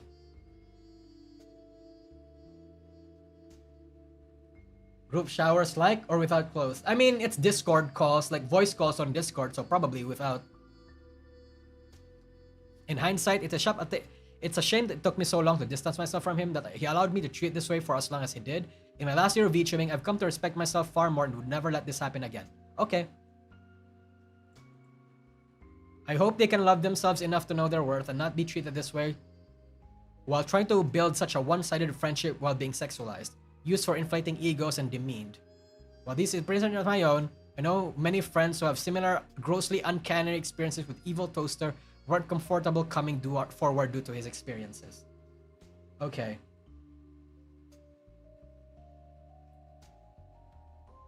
Okay, be a good friend. Okay. I get it. I can't handle this anymore, man. I'm so tired of being the person that gets my friends to stop being so terrified of my other friends just for them, all to start being better friends without me and do nothing to include me. I'm literally guiding everyone to the treasure that I can't possess. Okay. Marvel line here. Avengers War.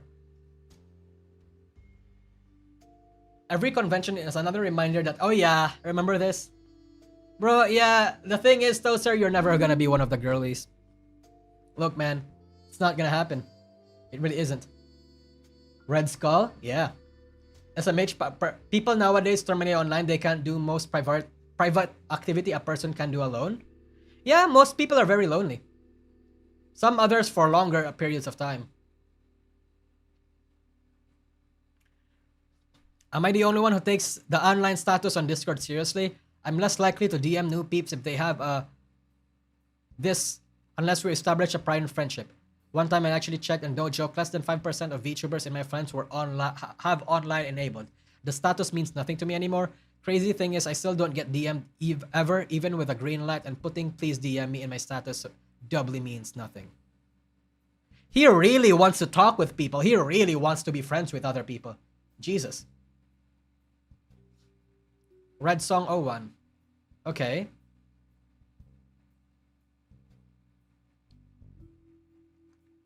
I don't know the lore behind this. Defending evil, sided with Evil Toaster's abuser. I did not trump someone he fell out of. Toaster branded me as someone who sided with abuse.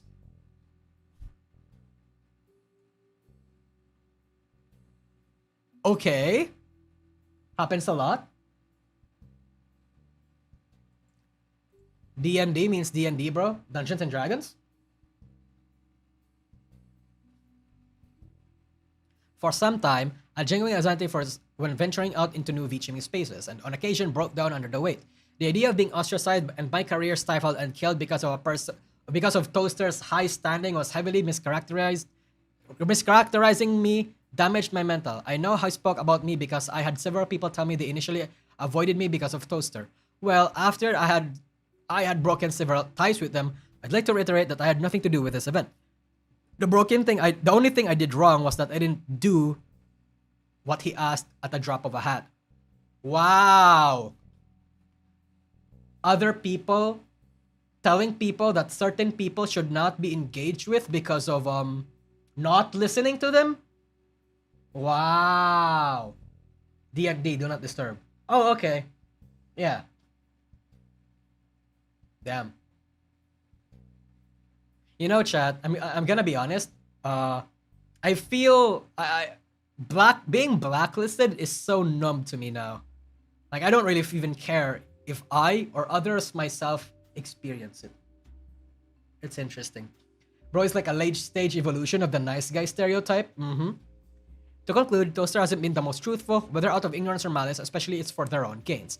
They believe their thoughts and words stand true. Anything that doesn't align with them are stupid/false or aren't worth their time. This is a problem with people who think they're smart, yeah. Listen what those affected have to say. Believe their feelings of anxiety and pressure to be true.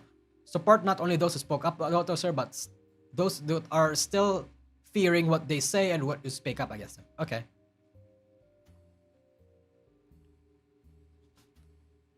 This is a very scary phase for a lot of people, huh? Interesting. Sup, I'm feeling conflicted about what to do tomorrow. Why? What's up? You are playing with blank. Why does that conflict with what I'm about to do tomorrow? Because I don't know if I'll be able to get that off my mind. Well, I'll be there either way. What? The way you sound, it's like you're not sure if you want to play or not tomorrow. I don't know if I'd be comfortable with it. I explained what went down with blank and I write like in full detail.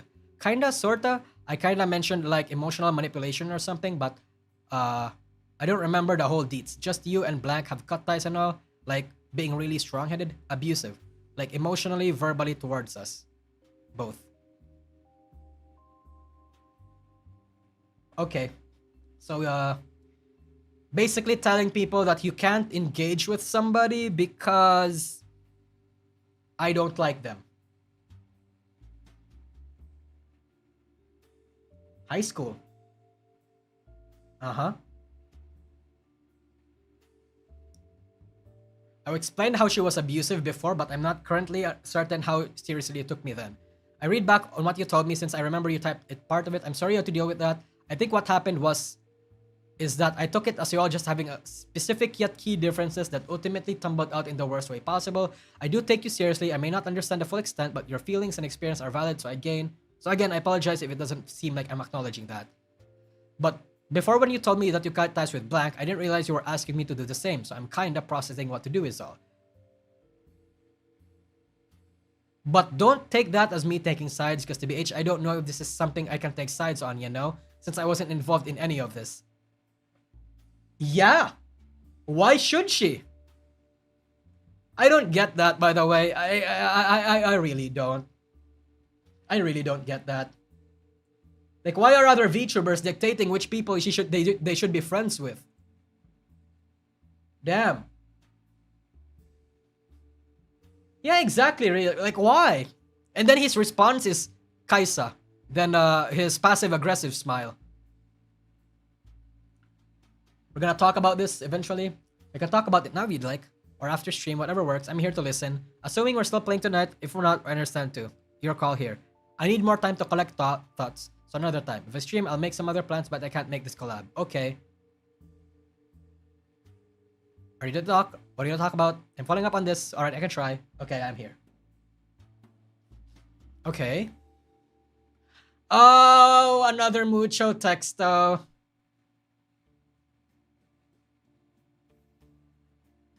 Okay, buddy. I did not have multiple friends. Okay. So in his previous prior to VTubing, I was basically not allowed to have women as friends in my previous relationship. Therefore, I had to completely rebuild my perception of myself because I had no close friends with to understand myself through.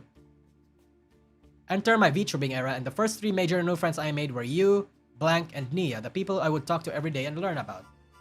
Okay. 3 were the foundation of my new perception of friendship and socializing. Okay. They're very important.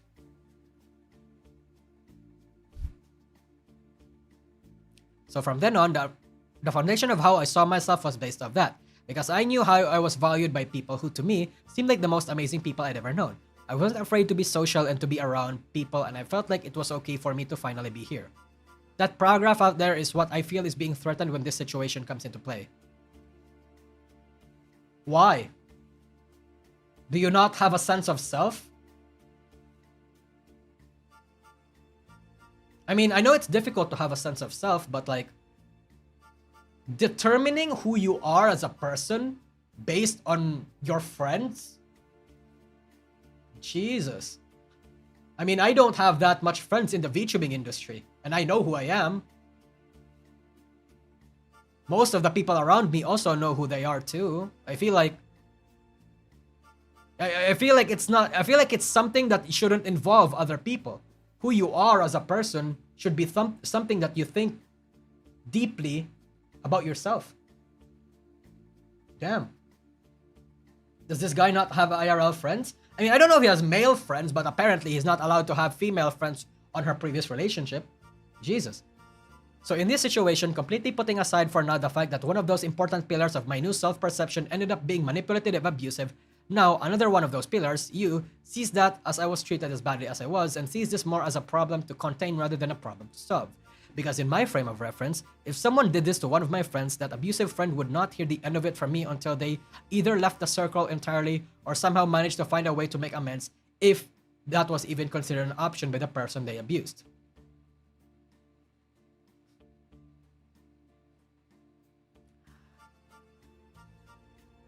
Yeah, okay. With that ideal, surely you can understand how your approach unsettles me. When I first told you about it, it seemed nothing actually came out of it, and you and Blank continue to relate. This issue is where I'm questioning why. Then when I try to explain this discomfort again, you tell me that when I first told you, you didn't consider it as serious as it was for me, which then just makes me question how seriously I'm being perceived in the first place when I tell someone as I was being abused. So the double serving of shaking fundamental ideas that gave me the Jesus fucking Christ, use simple words, man.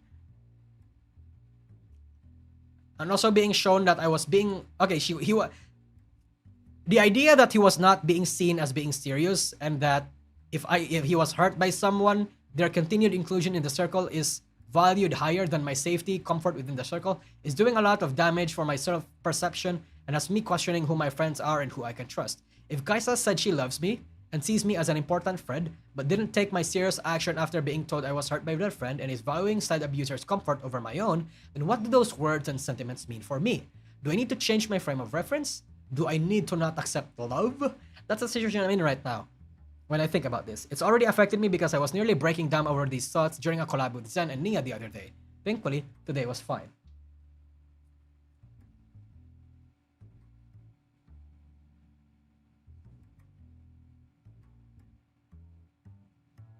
This is a super needy friend. Oh yeah, he's super needy.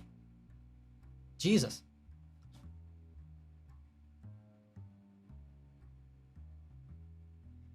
Like, why do you take it that personally? I mean, I get it. He takes it that personally because, quote unquote, his perception of himself is based on his friends, and therein lies the problem. Oh God, Black Sheep Boy, not gonna lie, starting to give off school shooter vibes. Oh boy. Oh God, another mucho texto.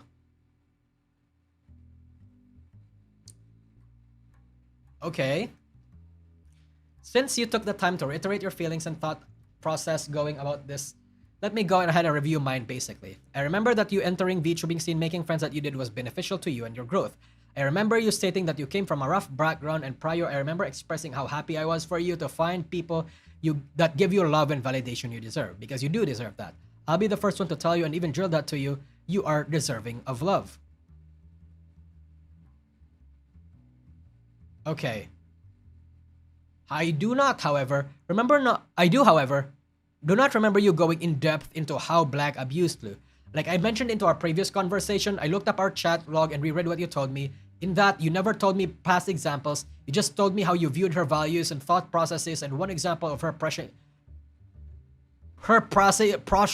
you to transition. Okay, you know what? That's kind of fucked up, actually. Wait. One example of her is pressuring you to transition? Yeah, actually, we may need a few, like, surgery? I would assume so. Oh God, wait. Wait. I feel like I want to hear the full story here. What did that person say to him? You know what? Because a lot of the things are left out here in this document, I feel like we're gonna hear Evil Toaster's side. We definitely will in the future. Bro, he's gonna release it. That's a twist? Yeah, oh my God. Now I understand why you were angry. Heard that she constantly pressured you like that. However, at no level, for at least my personal ones of reasoning, is the act of pressuring you considered abuse to me. It is conflict, yes, but not abuse. Well, I mean, we'd have to see what pressuring means here, to be honest, yeah. And I place an incredibly high value on understanding what is and what isn't abuse, and where it is where it is getting overstated. Yeah, she's right. Abuse is a very heavy term, right? And we have to figure out what pressure means and to identify if it was actually justified or not. I mean, at the end of the day, pressure has, for the most part, has a sense of like subjectivity to it. But you know, if it's just somebody saying, "Oh yeah, you should definitely transition," you know, that's not definitely pressuring. Yeah. But there's a lot of things we have to take into consideration, which is again why I think Evil Toaster is gonna make a document responding to this, because oh boy, a lot of contexts are cut out rather. So here's what unsettles me about all of this. I was never involved in what went down between you and blank, so I'm completely removed from it. Even if I am friends with both you, that does not automatically involve me. I was neither there for the fights you guys had, nor the treatment you endured. Was it hurtful and traumatic for you? Yes, I get that completely. I respect and validate your hurt, as I've said before, but why are you trying to drag me into this? Because the only indication that I have of her being accused is just your word of mouth. Okay, and I need you to understand this next statement. The level of trust I have in you and in other people, I can't just cut ties with people on word alone. Facts. Even if I am friends with said person, because again, I am friends with both of you. Those friendships were built upon over separate experiences. To cut someone off based on what someone else said would be in disrespect to my own thoughts and feelings and personal experiences. Good. This girl is her own person. But let's keep reading. You think this is an issue of you being devalued or disrespected, but I think it's the other way around. In that you're letting your hurt not just speak for you, but for everyone else. You can't just push your feelings and personal experience onto others. You can't just generalize one experience to speak for all of them. Just because something didn't work out for you doesn't give you the right to speak for others or tell them how to act and think. That's where I have to draw the line, because you can't do that, Toaster. You can't just tell others how to act based on your own experiences.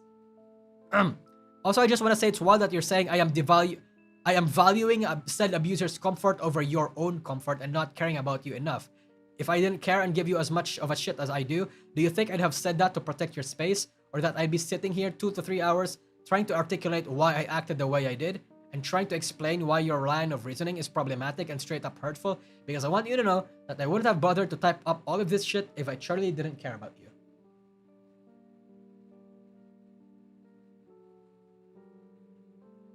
Okay. Damn. Any questions? Response? I understand that you're hurt, like... Okay. I understand you're hurt more with me. Like, if I continue to put up... Okay. September 31? Oh, this is 2022! Oh my god! So this was way before even the Milky and the Sierna interactions. Okay. I can't tell if it's fully in the wrong or not, honestly. I mean, in this specific instance, I can't say for sure either. Which is why I think Toaster is gonna release her own response. Yeah. Hello, I'm new to the live chat. Hi, Jeptaros. Welcome. Well, I'm seeing you're not giving me indication that you intend to continue the conversation. I'll be taking my leave. Take care, Toaster. I wish you the best. I no longer wish to see how you're treating those considered close to you.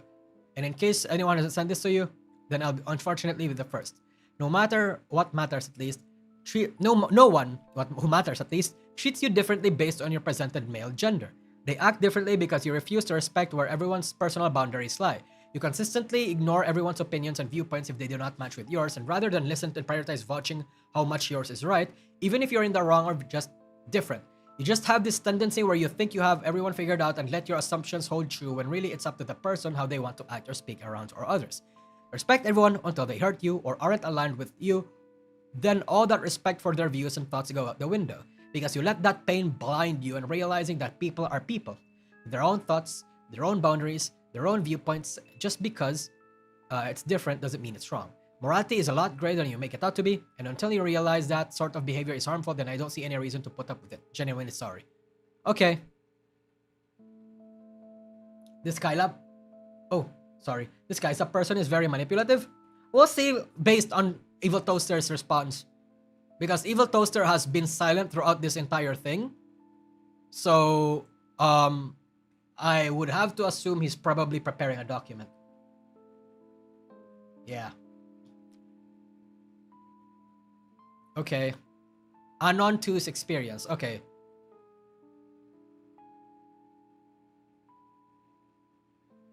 Oh, okay. So Anon 2 is the person that Evil Toaster got mad at?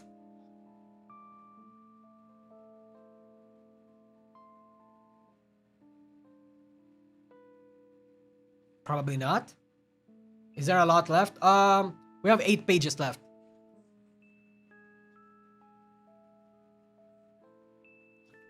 Okay, whatever. They're fighting.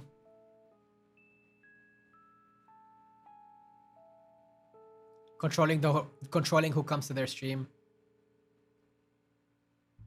But you told her not to show up at all, right? I did say to just avoid the stream when you're in. So then she just completely disrespected you. Okay. Oh wait, no, never mind. Anon 2 is different. Anon 2 is different.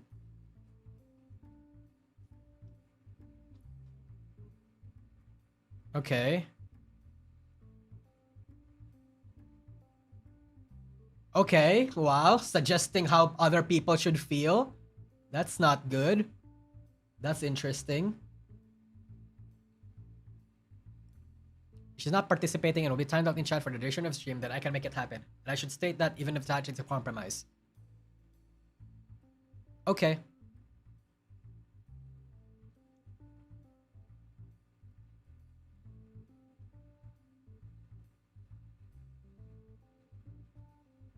It was very awkward to know that Blank got to play with you on stream for your celebration and had to be put away to play. Literally, you aren't being put away, you were invited to play on stream and refused.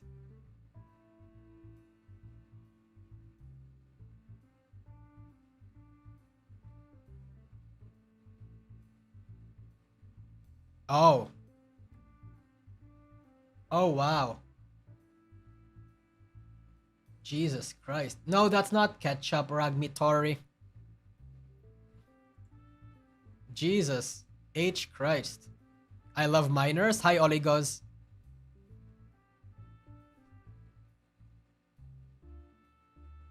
Damn.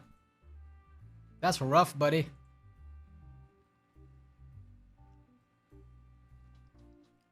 Okay. Yeah, that makes a lot of sense. People are afraid of Evil Toaster because he's friends with a lot of big people.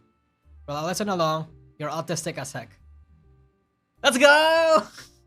Let's go! You know, I see this sort of shit, right? And I laugh. It's like, hell yeah. Bro, what? What did you say? Wait. Did something happen? Did something happen?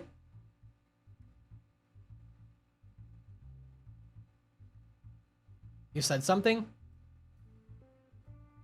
The Twitch chatter. Oh, it's probably the chatter. Yeah, oopsie.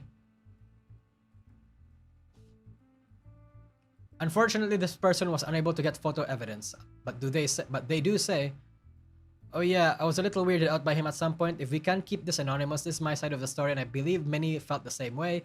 I felt guilt-tripped into playing and hanging out with them, especially when they confront me for not including them in a collab and such.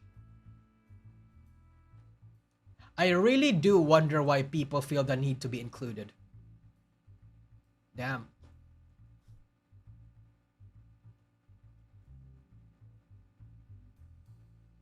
Don't know them personally, but we met through Blank. Now the deaths were, he was like basically trying to humiliate us, so I thought I'd tell you what happened so you can avoid him. I stopped talking that last half because I was crying the whole time. What, really? OMG. Yeah, I kind of felt weird because he asked for a fun fact. I said I was allergic to fruit, and he said that wasn't very fun, so I'm like, oh, okay. I wasn't sure what to say or interact. Damn. Sheffy makes jokes about short people being psychotic. You bitch! How dare you! Okay. How dare you! Because someone sent her a news broadcast with a study saying so. It was directed towards Kelly, her friend. This is a joke that's common between the two, but also common for their communities. Even Kelly's mod, Jeff, comments on Kelly's height as she says she is psychotic, so it's obviously accepted by both Kelly and her community that Sheffy meant no disrespect by doing this joke, and the disrespect was taken except for Toaster. Whether or not the joke was Toaster's cup of tea, it's the fact that he continues to press Sheffy after the joke's already passed. Yeah, bro, who cares?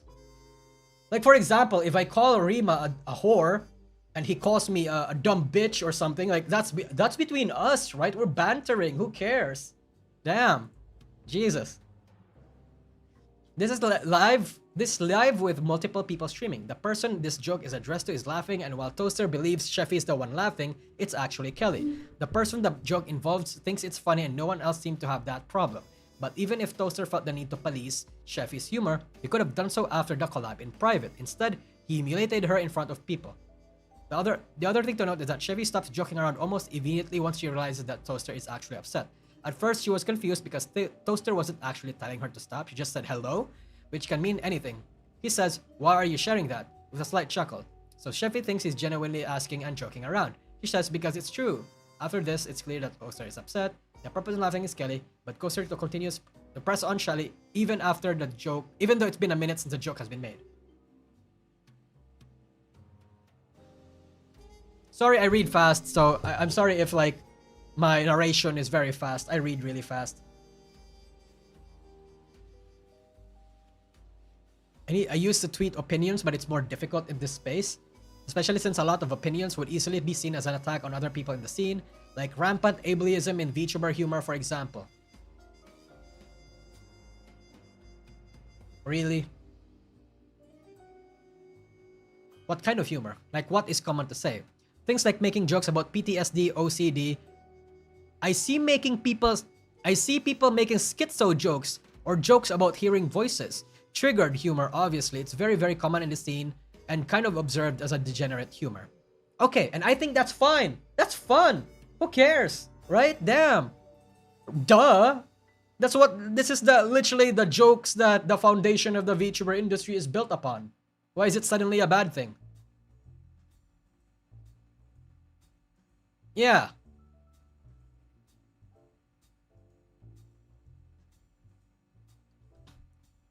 No one likes mental health related jokes? I do. Everyone in this chat does. Damn.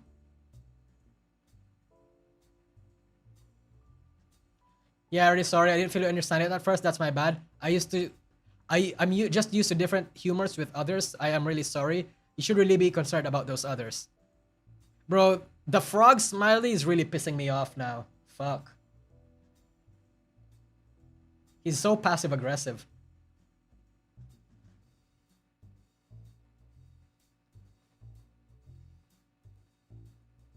Okay.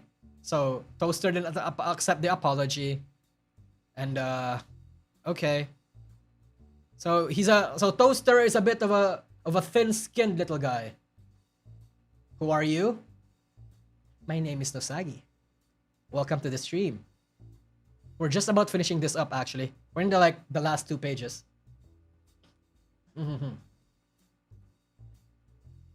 They had an effect on Sheffy where in that moment she wanted to leave her own collab and was crying while streaming, but even more than that, she suffered from self-doubt and was never to reach out to anyone in the VTuber scene after dealing with this so publicly.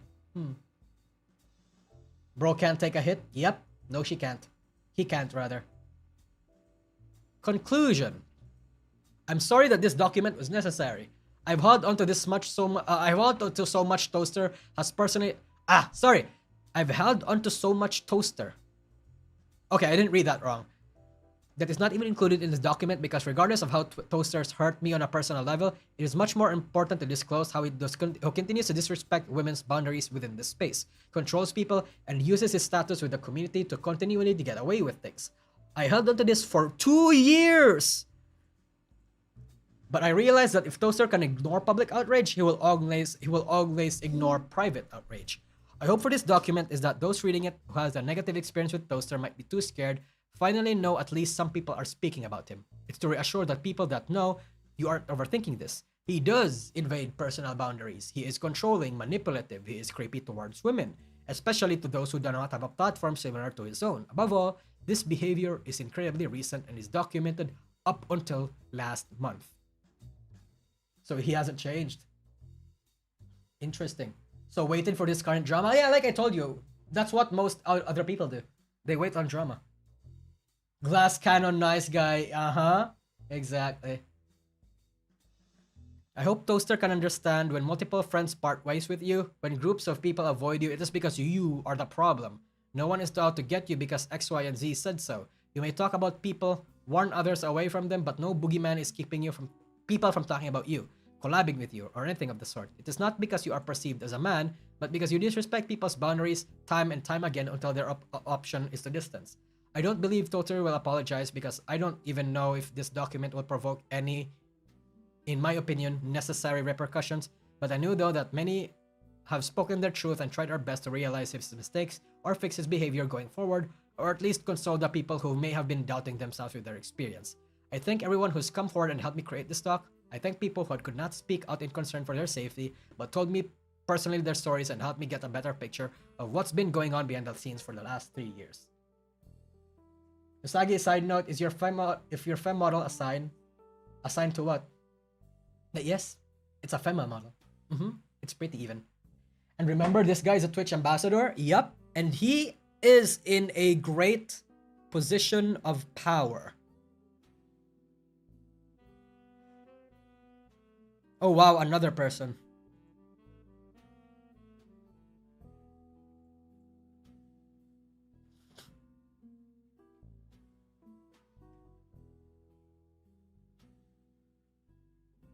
Okay.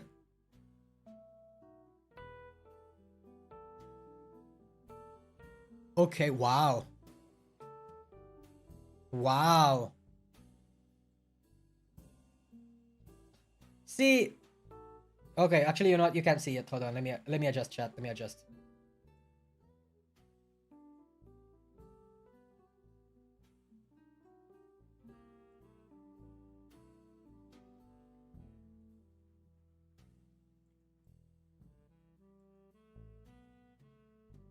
Wow, wow, wow. Wow. Can you read it? I can't read. Okay. Years ago, he would minority police me to insane standards. I was in a dark place at that time, and if I showed frustration on stream, to the extent of, man, where is my team? Nothing vile, he would send DMs not asking, hey, friend, are you okay? But rather, giant essays. I know, we've seen firsthand what those giant essays look like, brother, on how I am a disappointment to the community, how I am letting down other people of color, gay folks, and more importantly, making him look bad to his sponsors that he once recommended me to.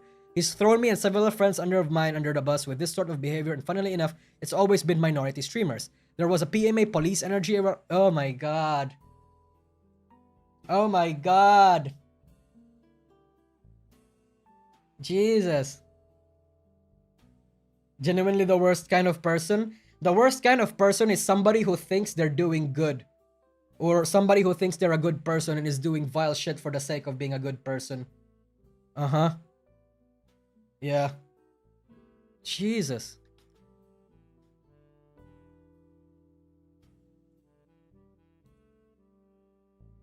"30-year-old man posting like a 16-year-old girl," by the way. How long before the chat logs drop? Insane, bro. Honestly.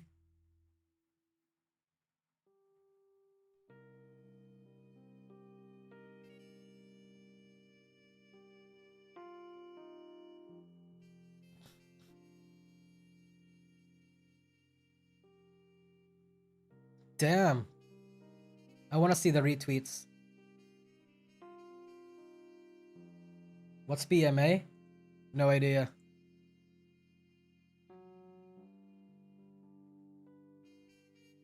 The ancient murals hold true to this day. In nature, predators often camouflage themselves from prey like copperhead or trapdoor spider, and others. True. True. True. It happens all the time. It's these people trying to take advantage of movements that they think they support. Or rather, they don't actually support, but wants to have the public visual, the public optics of being seen as supportive of that movement. Yeah. Damn. Insane. I called out the info already about how Toaster made him seem like a creep. Using it. Okay, let me see.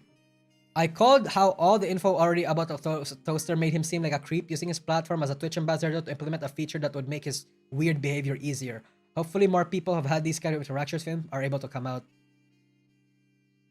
Yep. Yuppers.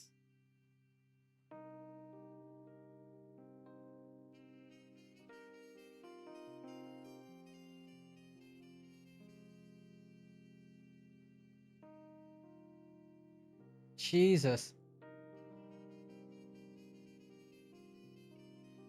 Grown ass man, by the way, being sad when he's not with the clique. I'm dead, bro. Act like you've been there before is a lost art. If we weren't invited, don't ask to go. True. True. Fuck me, man.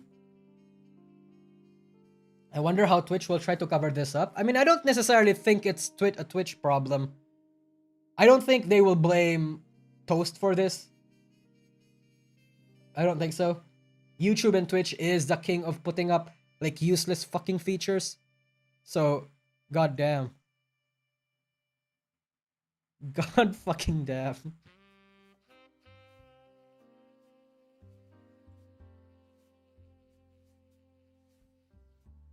Uh-huh. Interesting. The dude can pull an audio but can't pull any pictures as a bitch. Oh, by the way, Evil Toaster, just to give you a clear visualization of how big he is. Here we go. Wait. Evil Toaster.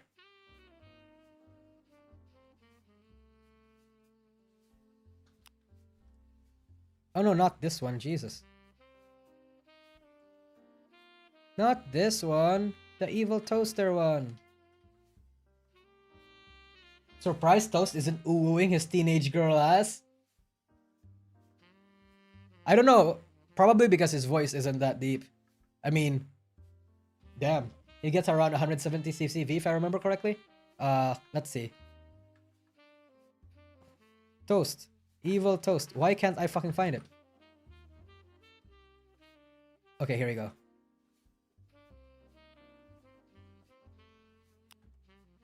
Here we go. By the way, thank you, Greg D. Anyway, this is Evil Toast. Twitch Ambassador, Frog VTuber, Apex FBS variety streamer, autistic, ADHD, non-binary, gender fluid. What? Okay. He, they. Okay. Look at all my faves. Then it's the VShojo girls and some people. And then I go to his Twitch. 72. Yeah, 72. Yeah. Mm-hmm. Yep. Look at all the people who don't want to hang out with me. Having autism and ADHD doesn't excuse this. It rarely does. It rarely does. You have more followers than this guy? Well, yeah, but not as much clout, I suppose. Because this guy's with the big leagues. I have an autistic screaming parrot and a Menhera tall girl clown. Uh-huh. Jesus. Yeah, this was it.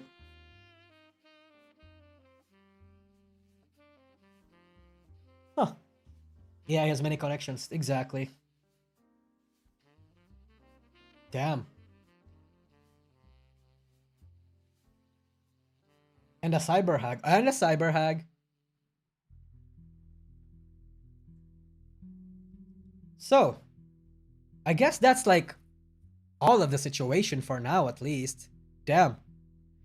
It's funny to me that catching up to one piece of news took me like fucking 4 hours, bro. Jesus. That's how left out I am on all the new VTuber stuff. The VTuber drama that's been going on. Oh god, your dear Nosagi is not that kept up to date with the happenings anymore. Uh-huh. Did you cover false at all? No, I didn't have the time to. I feel like I should in the next stream. But right now I don't have the time to. It's like 4 a.m. Oh, it's not 4 a.m. It's been 4 hours and I'm kinda sick. But Jesus. And it happens every day, man. Yeah, it happens every day. That's why I'm only gonna cover like drama that's relevant, right? That's relevant. That actually involves a lot of people. That's like relatively popular. Or at the very least, not necessarily relatively popular, but like the the story is interesting and the people affected by it are not having a good time. What happened with False? He's being accused of right now by fabricating evidence or inciting harassment against that one person he covered to. Overall, what is your wrap-up opinion on this? Okay, my overall opinion about Toaster, Evil Toaster, is that he's basically a creep. He's one of those virtue signalers, I think. Yeah. I mean, he believes that he is doing this for the good of everyone around him. That's the thing. But I think his virtue, like he believes his own smoothie, right? But I also have to kind of like half agree that the people that he engaged with, especially in that flirtatious manner, were actually kind of encouraging his reaction, you know? Kind of. Savior complex. Yeah. Yeah. It's how do I want to say this? Yeah, I feel like it's not all his fault. The way he is being creepy with other women, but I feel like if he is able to redeem himself with a response Google Doc, yeah, that would be wild. That would be wild. My second channel is gonna be fucking booming, chat. Oh god. So when he releases his statement, it will be 300 pages. If he releases his statement, we're not gonna go through all of it. I'm gonna have a PowerPoint presentation and basically just give you the TLDR of each slide and what he means by whatever. Because bro, the way he words everything, fucking brother, nah man. That's gonna take like 10 fucking hours. I'd rather not. Jesus. It would be a fucking 80k word YA novel or something. Jesus. He's gonna release a research publication? True. I can see him saying that they led me on. You can make a 12-hour donathon covering this. That's assuming I don't die. I mean, I already feel sick. Like, Jesus. Yeah. That being said, this hurts the VTuber community. I think so too as well. Like, that specific feature, not good. That good. Man needs to learn how to be concise. I think part of it, yeah, he definitely needs to be concise. I think part of it is that he feels the need to literally explain all of his thought process. You don't really need to. A lot of the time, you don't need to. People aren't dumb. Right? Damn. Anyway, I guess that's it for tonight, chat. Because we have a lot of things to cover. Tomorrow, I have a collab with Parrot. Same time as this time. We're gonna be having an updated ranking of all the Hololive EN girls. All of them. Yeah. With Parrot, with the fucking schizo himself. So, I would like you guys to be on the stream. And I would also like you guys to buy my merch pinned in the comments up there. otagubon.com/collection/depressednosagi. Buy my merch. Buy my merch. And give me Streamlab donations. Either way works. Merch is better though. Ranking based on what? On how sexy they are. Or putting up an old Goldie, chat. Putting up an old Goldie.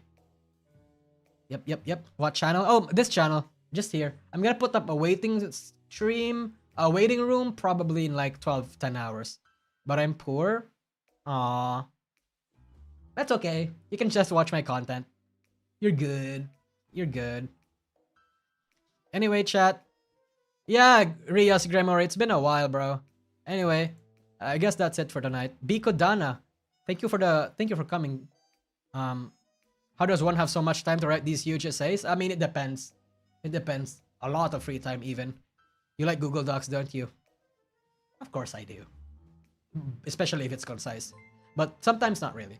Thank you for everybody in the Twitch chat for coming in. And thank you in the YouTube chat for coming in as well. Rick Owo with the fat fucking 50. Oh my god, brother. Why you gotta do that? Oh, by the way, Rick Owo, you got your free...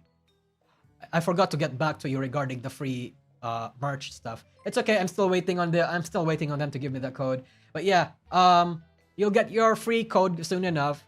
But thank you everybody for coming in. Thank you for the donations, Charlie Spur, if you're still here. And again, thank you, Rick Owo, for the fat fucking gifted memberships. I appreciate everything. I appreciate you guys. Thank you so much. Thank you, thank you. And I will see you tomorrow. Again, same time, ranking the hottest and sexiest Hololive characters with Parrot. Bye-bye. Bye-bye. Bye-bye.